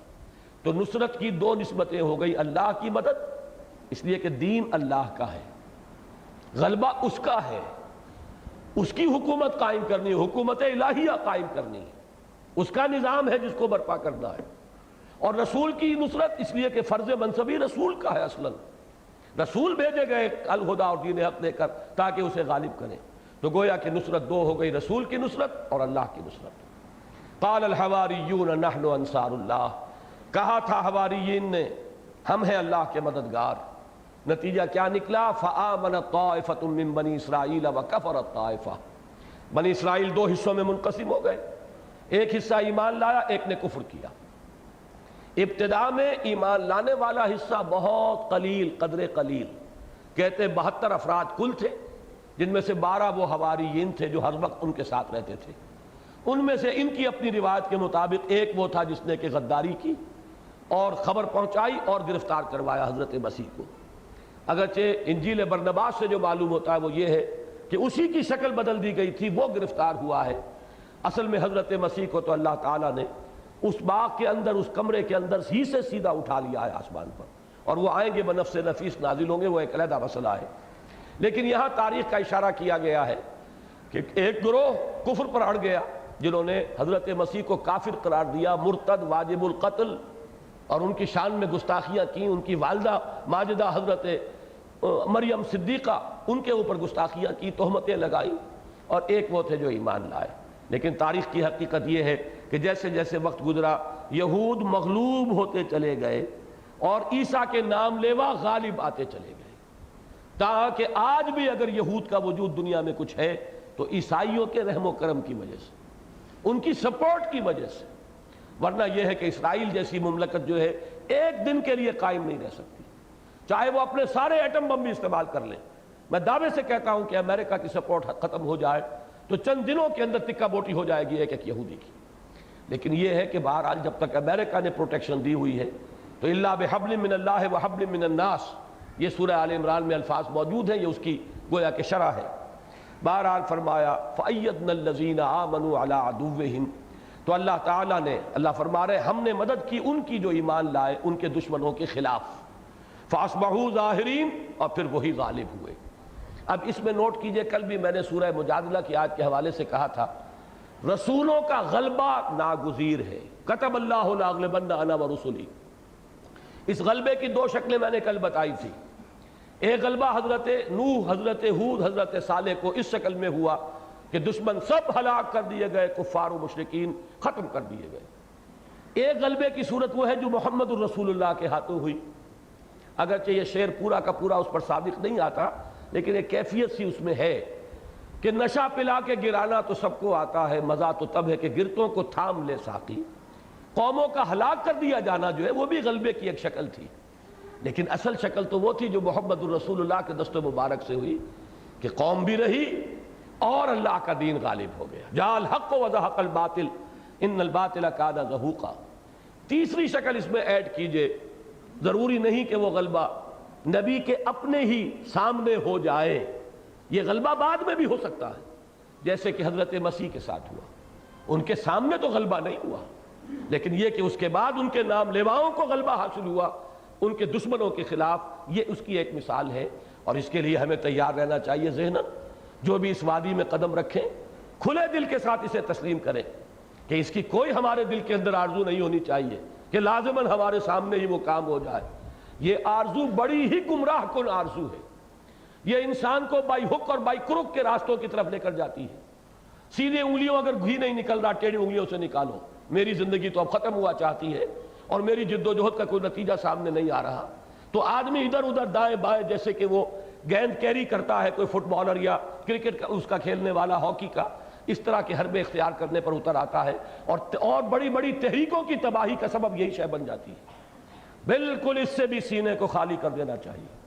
ہمیں دلچسپی اس سے نہیں کہ ہماری کامیابی اس دنیا میں ہو یا نہ ہو، ہمارے ہاتھوں وہ غلبہ دین کی وہ سعادت جو ہے ہمیں بہت پسند ہے، غلبہ دین، لیکن یہ کہ ہمارے ہاتھوں ہو یہ بھی ایک طرح کی خود غرضی ہے، اسے بھی سینے سے نکال دیجئے، اس لیے کہ ہمارے بعد ہو جائے۔ ہمیں تو ایک صحیح نہج پر کام کیے چلے جانا ہے، نتیجہ ہمارے سامنے نکلے نہ نکلے، اس کے لیے حضرت مسیح علیہ السلام کی شخصیت یہ ہمارے لیے ایک بہت بڑی مثال اور روشنی کا ایک بہت بڑا مینارہ ہے۔ بارک اللہ لی و لکم فی القرآن العظیم ونفعنی وإیاکم بالآیات والذکر الحکیم۔ پہلے بدو نکال دو، وہ تو ختم ہو گئی، پھر ہم رواں ترجمہ کریں گے کہ جیسے میں نے عرض کیا کہ سورہ حدید کی آیت نمبر 25 کی شرح ہے سورہ صف، ایسے ہی آیت نمبر 9 کی شرح ہے سورہ جمعہ۔ آیت نمبر 9 کیا تھی کہ اگر ایمان کی کمی محسوس کرتے ہو مسلمانوں، اگر تم اپنے سینوں میں جھانکو اور دیکھو کہ وہ یقین والی بات نہیں ہے، اگر یقین والی بات نہیں ہے تو جہاد کہاں سے آ جائے گا؟ وہ تو اس کا نتیجہ ہے، یا تو وہ پھر ہوگا ذاتی کسی علو مرتبت کے لیے، اپنی کوئی شخصیت کے ظہور کے لیے، اپنے اقتدار کے لیے، وہ تو ہوگا یریدون علوا فی الارض ولا فسادا والی بات۔ وہ جہاد کے جو مطلوب ہے وہ تو یقین والے ایمان کا ایک نتیجہ ہے، وہاں وہ بات ہوگی تو آگے اس میں سے برگ و بار آئیں گے، وہ جڑ ہے جس سے کہ وہ پودا پروان چڑھے گا۔ اور اگر وہ کم ہے تو اس کے لیے نشاندہی وہاں ایک آیت میں کر دی تھی، یاد ہے وَمَا لَكُمْ لَا تُؤْمِنُونَ بِاللَّهِ، کیا ہو گیا تمہیں ایمان کیوں نہیں پختہ رکھتے؟ جواب کیا دیا گیا اس کے بعد؟ هُوَ الَّذِي يُنَزِّلُ عَلَىٰ عَبْدِهِ آيَاتٍ بَيِّنَاتٍ لِيُخْرِجَكُم مِّنَ الظُّلُمَاتِ إِلَى النُّورِ وَإِنَّ اللَّهَ بِكُمْ لَرَءُوفٌ رَحِيمٌ۔ در حقیقت اسی کی شرح سورہ جمعہ ہے کہ جو عظیم مشن حوالے کیا اللہ نے اپنے رسول کے صلی اللہ علیہ وسلم، جس کی تکمیل رسول نے ایک حد تک کر دی، جزیرہ نما عرب پر اللہ کے دین کو غالب کر دیا، پھر رسول کے جانثاروں نے اسے اس وقت کی جو متمدن دنیا تھی، معلوم دنیا، اس کے ایک بڑے حصے پر 24 برس کے اندر اندر اس کا جھنڈا لہرا دیا۔ اس کے بعد کا عمل جو ہے وہ تو پھر ایک ریورسل ہے، سٹیج بائی سٹیج، درجہ بدرجہ، لَتَرْكَبُنَّ طَبَقًا عَن طَبَقٍ کی بجائے وہ جو تنزل ہوا ہے رفتہ رفتہ، اس کی داستان ہے۔ اس وقت 1 انچ زمین نہیں ہے پورے کرۂ ارضی پر جہاں اللہ کا دین بتمام و کمال قائم ہو۔ یہ ہے ہمارا حال۔ تو اب اگر اس کے لیے کام کرنا ہے تو شروع کہاں سے کرنا ہوگا؟ وہی ایمان پہلے پیدا کرنا ہوگا۔ لہذا در حقیقت اس کا جو اساسی منہاج ہے وہ قرآن پر مبنی ہے، بس قرآن جو ہے اس صورت کا جو مضمون ہے وہ قرآن ہے۔ اعوذ باللہ من الشیطان الرجیم، بسم اللہ الرحمن الرحیم۔ سورۃ الجمعہ۔ یسبح للہ ما فی السماوات وما فی الارض الملک القدوس العزیز الحکیم۔ تسبیح کرتی ہے اللہ کی ہر وہ شے جو آسمانوں میں ہے اور ہر وہ شے جو زمین میں ہے، اس اللہ کی جو الملک ہے، بادشاہ حقیقی، القدوس ہے، نہایت پاک، ہر عیب نقص اور احتیاج سے مبرہ، العزیز زبردست ہے، جو چاہے کر گزرنے والا، فعال لما یرید، الحکیم کمال حکمت والا۔ هو الذی بعث فی الامیین رسولا منہم، وہی ہے جس نے اٹھایا امیین میں ایک رسول انہی میں سے۔ وہ کیا کرتا ہے رسول؟ یتلو علیہم آیاتہ ویزکیہم ویعلمہم الکتاب والحکمہ، انہیں سنا رہا ہے اللہ کی آیات اور انہیں پاک کر رہا ہے، تزکیہ کر رہا ہے۔ یہ آیات بینات ہی تزکیے کا ذریعہ ہے، یہی ہے شفاء لما فی الصدور، یہ ذہن میں جب اترتا ہے قرآن تو نظریاتی صفائی کرتا ہے، دل میں آتا ہے، دل پہ اترتا ہے تو یہ جو روگ ہے سینوں کے، شفاء لما فی الصدور، یہ ان کا مداوا بنتا ہے، اور یہی تزکیہ ہے۔ وَيُعَلِّمُهُمُ الْكِتَابَ وَالْحِکْمَةَ، اور تعلیم دیتا ہے انہیں کتاب اور حکمت کی۔ یہ پروسیس ہے جس سے حضور نے وہ حزب اللہ تیار کی۔ وہ بنی بنائی نہیں مل گئی تھی، جو میں نے کہا ایک ایک تنکا چننا پڑا ہے، ایک ایک پودے پر حضور کا خون جگر جو ہے وہ کھپا ہے، صرف ہوا ہے، تب اس کی آبیاری ہوئی ہے۔ لیکن عمل بنیادی کیا ہے؟ قرآن کے گرد گھوم رہا ہے، یتلو علیہم آیاتہ ویزکیہم ویعلمہم الکتاب والحکمہ وان کانوا من قبل لفی ضلال مبین، اور یقیناً پہلے تو وہ کھلی گمراہی میں تھے۔ یہ امیین، ان سے بڑھ کر گمراہ کون ہوگا؟ وہ جو ہم نے پڑھا ابھی سورہ شورى میں کہ اے نبی کبر علی المشرکین ما تدعوہم الیہ، انہی میں سے نکالے نا محمد رسول اللہ نے، وہ لوگ انہی میں سے تھے۔ اس کے بعد فرمایا وآخرین منہم لما یلحقوا بہم، اور دوسرے بھی ہیں انہی میں سے، ان میں بھی بھیجا ہے اللہ نے اپنے اس رسول کو، اس کی بعثت ان کی جانب بھی ہے، آخرین جو ابھی ان میں شامل نہیں ہوئے۔ وآخرین منہم لما یلحقوا بہم وہو العزیز الحکیم، اور وہ زبردست ہے، حکمت والا۔ یہ آخرین سے مراد ہے امت محمد صلی اللہ علیہ وسلم میں جو دوسری اقوام آ کر شامل ہوئی۔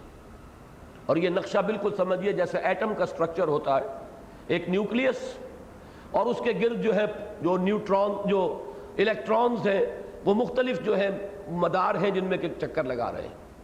نیوکلیس ہے امیین پر مشتمل، انہی میں سے حضور تھے، انہی کی زبان میں یہ قرآن نازل ہوا، وہ ہے اصل نیوکلیس اس امت کا۔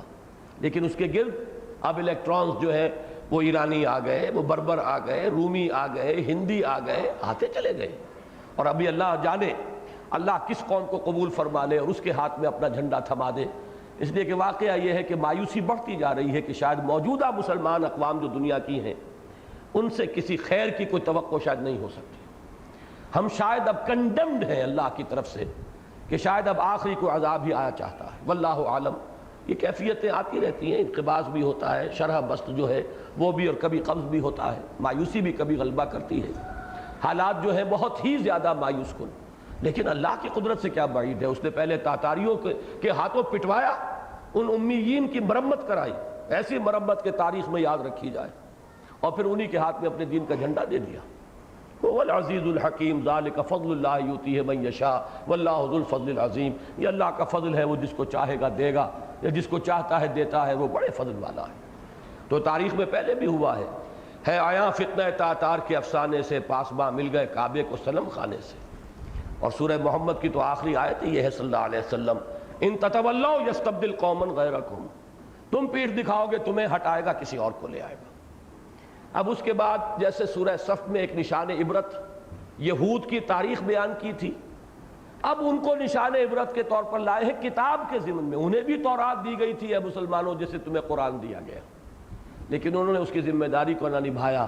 مبادا تم بھی انہی کی طرح ہو جاؤ، ان گدھوں کی طرح جن پر کتابوں کا بوجھ لدا ہوتا ہے، اس لیے کہ جو کتاب سے استفادہ نہیں کرتے، محض ایک زوم ہے کہ ہم حامل قرآن ہیں۔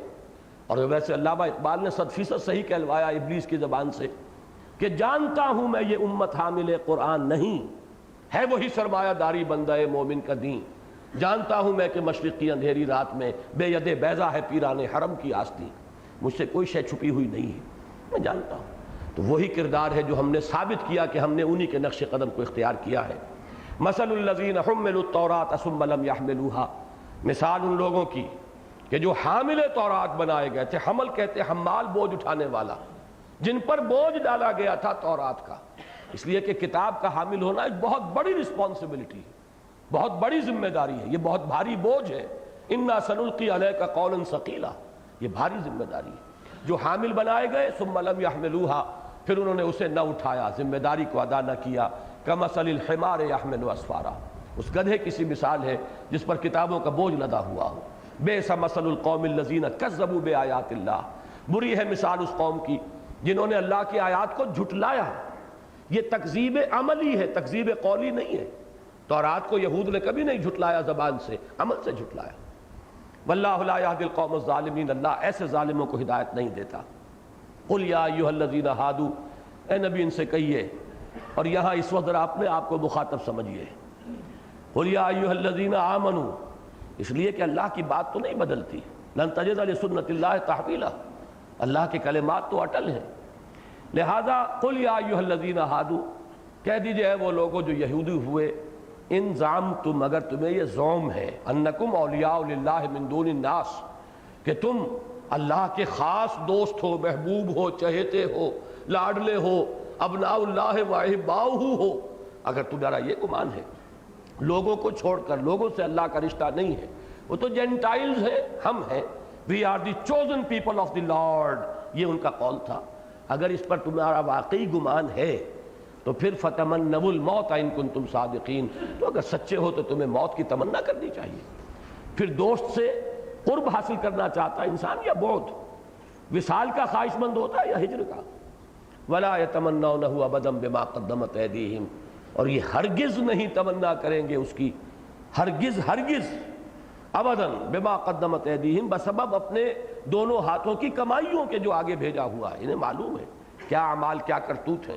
واللہ علیم بالظالمین، اللہ ان ظالموں سے خوب واقف ہے۔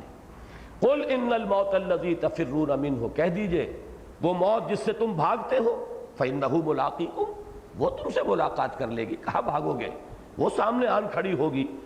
ثم تردون الی عالم الغیب والشہادہ، پھر تمہیں لوٹا دیا جائے گا اس ہستی کی طرف جو کھلے اور چھپے، حاضر اور موجود اور غائب سب کی جاننے والی ہے۔ فَيُنَبِّئُكُم بِمَا كُنتُمْ تَعْمَلُونَ، پھر وہ تمہیں جتلا دے گا جو کچھ کہ تم کرتے رہے تھے۔ دوسرا رکوع اس سورہ مبارکہ کا آج ہم نہیں پڑھ رہے، صرف ایک جملے میں اشارہ کر رہا ہوں کہ اس کا ربط و تعلق کیا ہے۔ در حقیقت اس حزب اللہ کا ہفتے وار اجتماع ہے یہ جمعہ کا نظام۔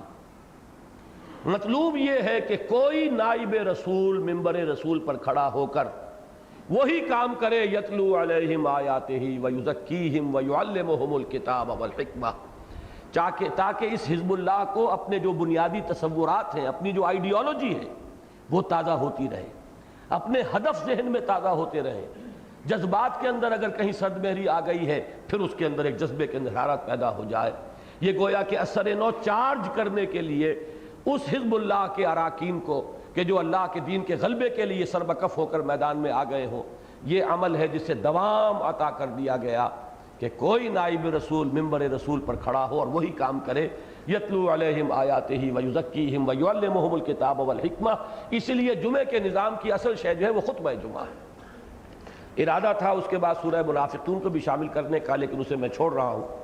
اب سورہ تغابن کا بڑا تیزی کے ساتھ ہم صرف جائزہ لیں گے۔ یہ چونکہ ایمان کے موضوع پر جامع ترین صورت ہے قرآن مجید کی، ویسے تو ایمان اصل میں موضوع ہے مکی صورتوں کا، مدنی صورت میں تو ایمان کے تقاضے آئے ہیں، وہ چاہے قوانین ہو، احکام ہو، حلال و حرام کے ضوابط ہوں، فرائض کیا ہیں، پھر جہاد ہے، قتال ہے، انفاق ہے۔ لیکن یہ ہے کہ یہاں پر 18 آیات میں ایمان کا خلاصہ ہے۔ پہلے رکوع کی 10 آیات، 7 میں ایمانیات ثلاثہ کی نریشن ہے، کلام خبریہ، اللہ کی شان یہ ہے، اللہ کی صفات یہ ہیں، رسالت کے باب میں لوگوں کو یہ ٹھوکر لگی ہے، آخرت کے بارے میں یہ مغالطہ ہو گیا ہے، کلام خبریہ ہے۔ لیکن اس کے بعد 3 آیات میں وہ کلام انشائیہ ہے، ایمان لاؤ اللہ پر اور اس کے رسول پر۔ اس کے بعد جو دوسرے رکوع کی 8 آیات ہیں، 5 آیات میں ایمان کے مضمرات و ثمرات و نتائج جو میں نے اشارہ کیا تھا کہ ثم استقاموا کی شرح یہاں آ جائے گی کہ کیا تقاضا ہے اس کا، اللہ کو اپنا رب اور اپنا لارڈ اور اپنا مالک مان لینے کا، اس کا تقاضا کیا ہے، اور پھر 3 آیات میں ان تقاضوں کو پورا کرنے کی پرزور دعوت۔ یہ 18 آیات کا تجزیہ ہے۔ اب پڑھیے، بسم اللہ الرحمن الرحیم، یسبح للہ ما فی السماوات و ما فی الارض، تسبیح کرتی ہے اللہ کی ہر وہ شے جو آسمانوں میں ہے اور ہر وہ شے جو زمین میں ہے۔ لہ الملک، بادشاہی اسی کا حق ہے، ڈی فیکٹو بھی اسی کی ہے، ڈی جیورے بھی اسی کی ہے۔ وَلَهُ الْحَمْدُ، کل حمد و ثنا بھی اسی کی ہے۔ وَهُوَ عَلَىٰ كُلِّ شَيْءٍ قَدِيرٌ، وہ ہر شے پر قادر ہے۔ هُوَ الَّذِي خَلَقَكُمْ، وہی ہے جس نے تمہیں پیدا کیا، بنایا۔ فَمِنْكُمْ كَافِرٌ وَمِنْكُمْ مُؤْمِنٌ، تو کوئی تم میں سے کافر ہے، کوئی مومن ہے۔ وَاللَّهُ بِمَا تَعْمَلُونَ بَصِيرٌ، اور جو کچھ تم کر رہے ہو اللہ دیکھ رہا ہے۔ یعنی مومنوں کو ان کا حق مل جائے گا، کافروں کو ان کی سزا مل جائے گی، اللہ دیکھ رہا ہے۔ خلق السماوات والارض بالحق، اس نے آسمان اور زمین پیدا فرمائے حق کے ساتھ۔ وہ بات جو کل میں نے کہی تھی ربنا ما خلقت ھذا باطلا، وہ ایک اسلوب تھا، یہ دوسرا اسلوب ہے۔ فصورکم، اور تمہاری تصویر کشی کی، فاحسن صورکم، بہت ہی عمدہ نقشہ کشی کی، وإلیہ المصیر، اور اسی کی طرف لوٹ جانا ہے۔ یعلم ما فی السماوات والارض، وہ جانتا ہے جو کچھ کے آسمانوں اور زمین میں ہے، ویعلم ما تسرون وما تعلنون، اور وہ جانتا ہے جو کچھ تم چھپاتے ہو اور جو کچھ تم ظاہر کرتے ہو۔ واللہ علیم بذات الصدور، اور اللہ تو تمہارے سینوں کی ان چیزوں سے بھی باخبر ہے جن کو تم خود نہیں جانتے۔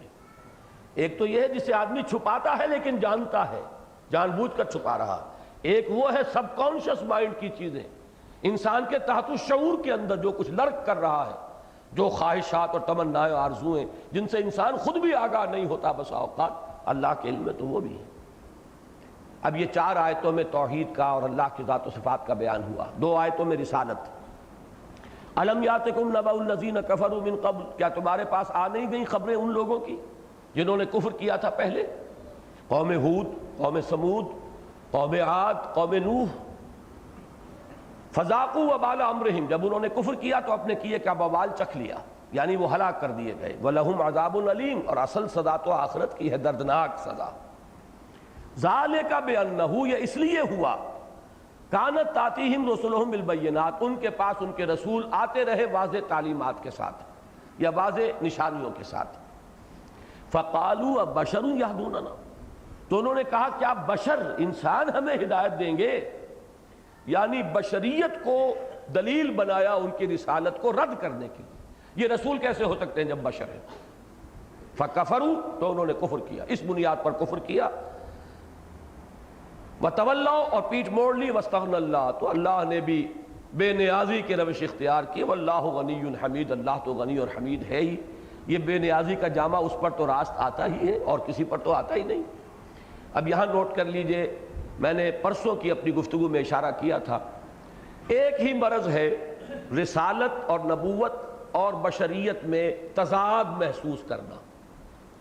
اس مرض کا ظہور ہوا اس وقت اس شکل میں کہ جن کے سامنے گوشت پوشت کا انسان موجود تھا، وہ بشریت کا انکار کیسے کرتے؟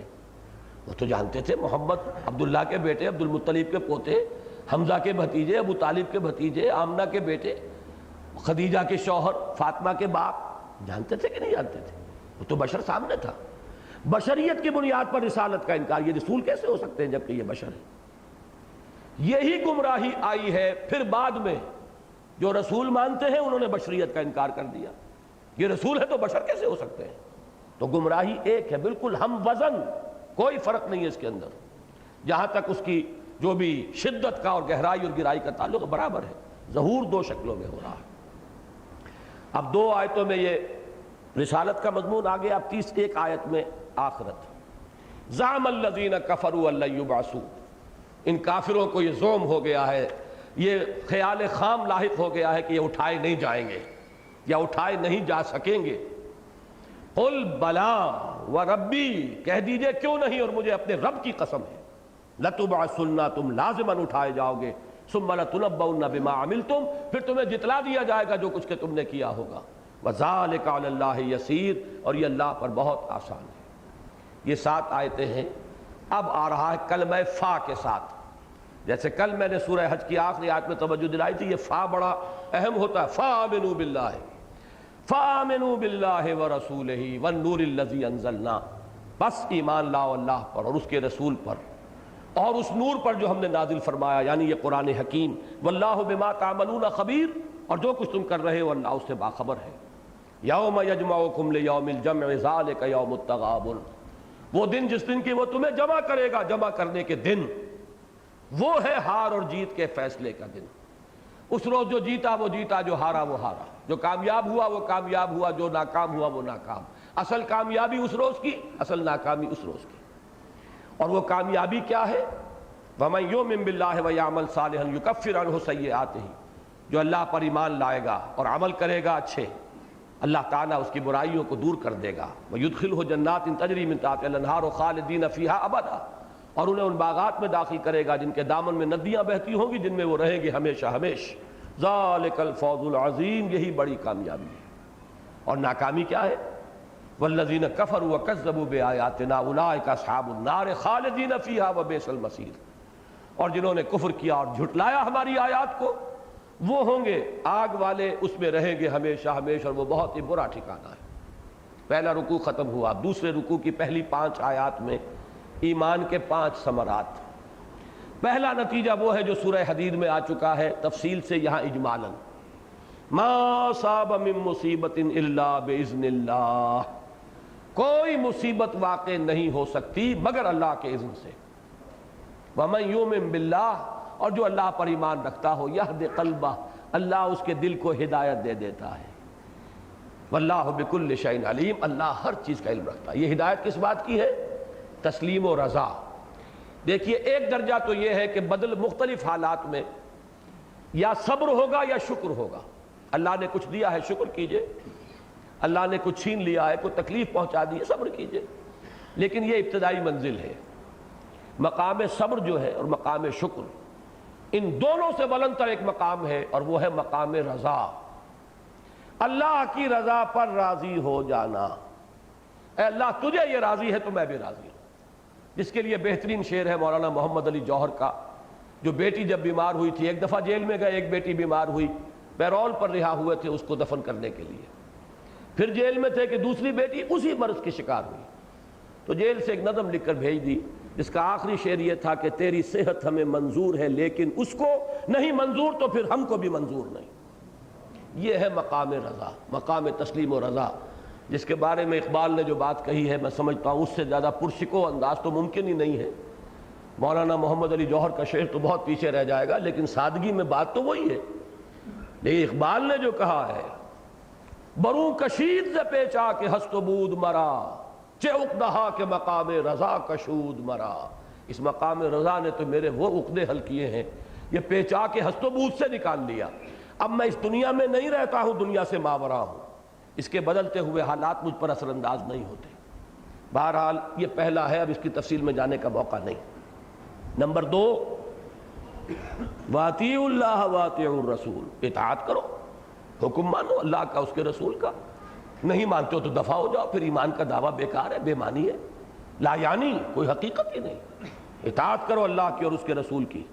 فَإِن تَوَلَّیْتُمْ، اگر تم پیٹھ دکھا دو گے، فَإِنَّمَا عَلَىٰ رَسُولِنَا الْبَلَاغُ الْمُبِينُ، تو جان لو ہمارے رسول کے ذمے صاف صاف پہنچا دینے کے سوا کوئی ذمہ داری نہیں ہے، آگے رسپانسبلٹی تمہاری ہے، you will be held responsible, تم اکاؤنٹیبل ہو گے on the day of judgment. رسول نے بات پہنچا دی، وہ فارغ ہوئے، بری ہوئے۔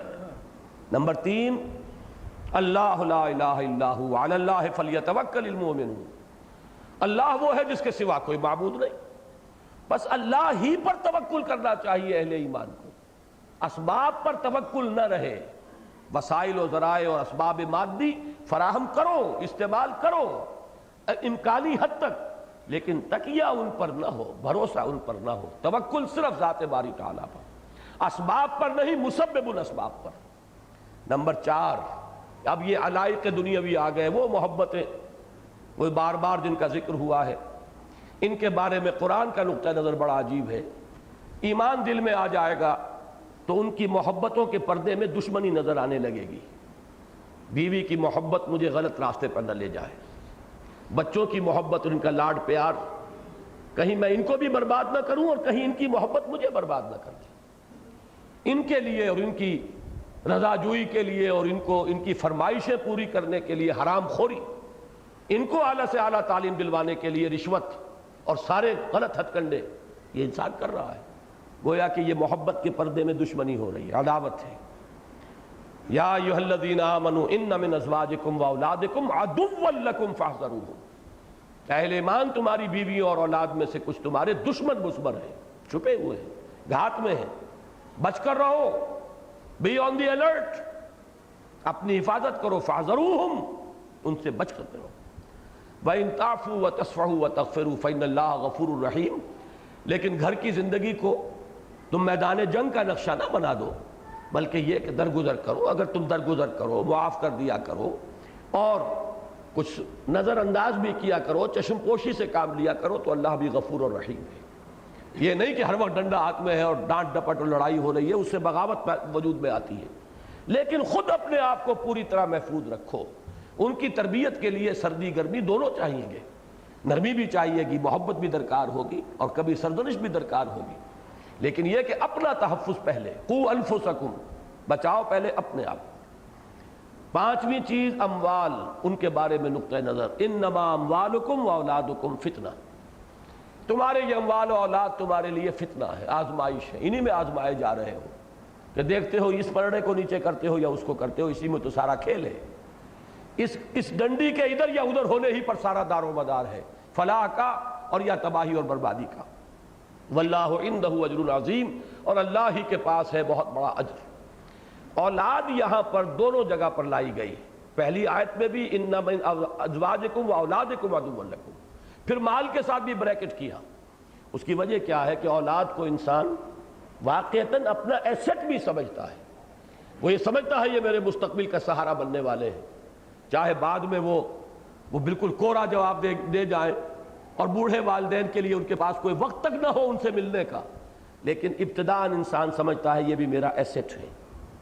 بہرحال یہ 5 آیات ہیں، ایک ایک آیت میں ایمان کا ایک ایک ثمرہ کھول کر بیان کر دیا۔ اب فا سے پھر کلام آیا، فاتقوا اللہ ما استطعتم، بس تقوی اختیار کرو اللہ کا جتنا بھی تمہارے حد امکان میں ہے، حد استطاعت میں ہے، واسمعوا واطیعوا، اور سنو اور اطاعت کرو۔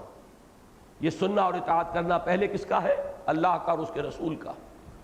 ان کے بعد جو بھی نظام خلافت علی منہاج النبوت کا قائم ہوا، ابو بکر، عمر، عثمان، علی، حسن رضی اللہ تعالی عنہ، ان کے لیے سمع و طاعت۔ اس کے بعد اگر وہ نظام درہم برہم ہو گیا، اس کو قائم کرنے کے لیے اب حزب اللہ کو اثر نو اب دوبارہ آرگنائز کرنا ہوگا۔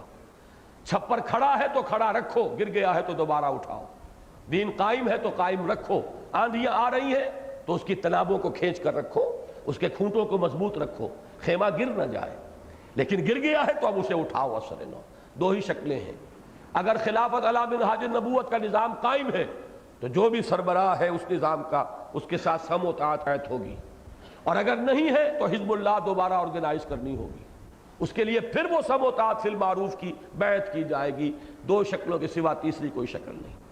یہی وجہ حضور نے فرمایا، حضرت عبداللہ ابن عمر کی روایت ہے اور مسلم شریف کی روایت ہے کہ من ماتا، جو شخص مرا مسلمان اس حال میں، ولیس فی عنقہ بیعۃ، کہ اس کی گردن میں بیعت کا قلادہ نہ تھا، فقد مات میتۃ الجاہلیہ، وہ جاہلیت کی موت مرا ہے، اسلام کی موت نہیں مرا۔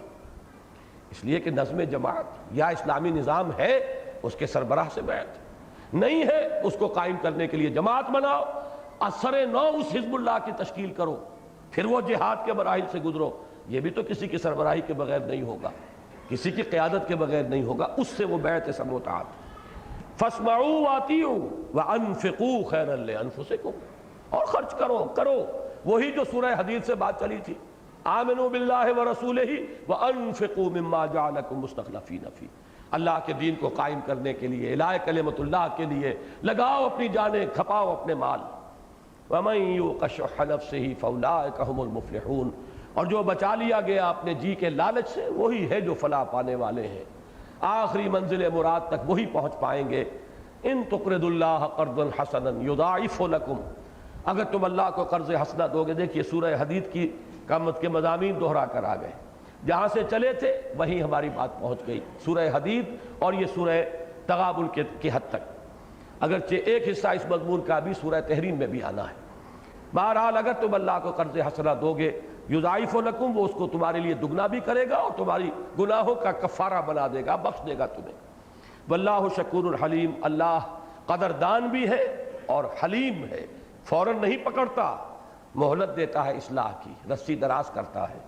عالم الغیب والشہادہ، وہ کھلے اور چھپے اور ظاہر اور باطن اور سامنے موجود اور غائب ہر شے کا جاننے والا ہے۔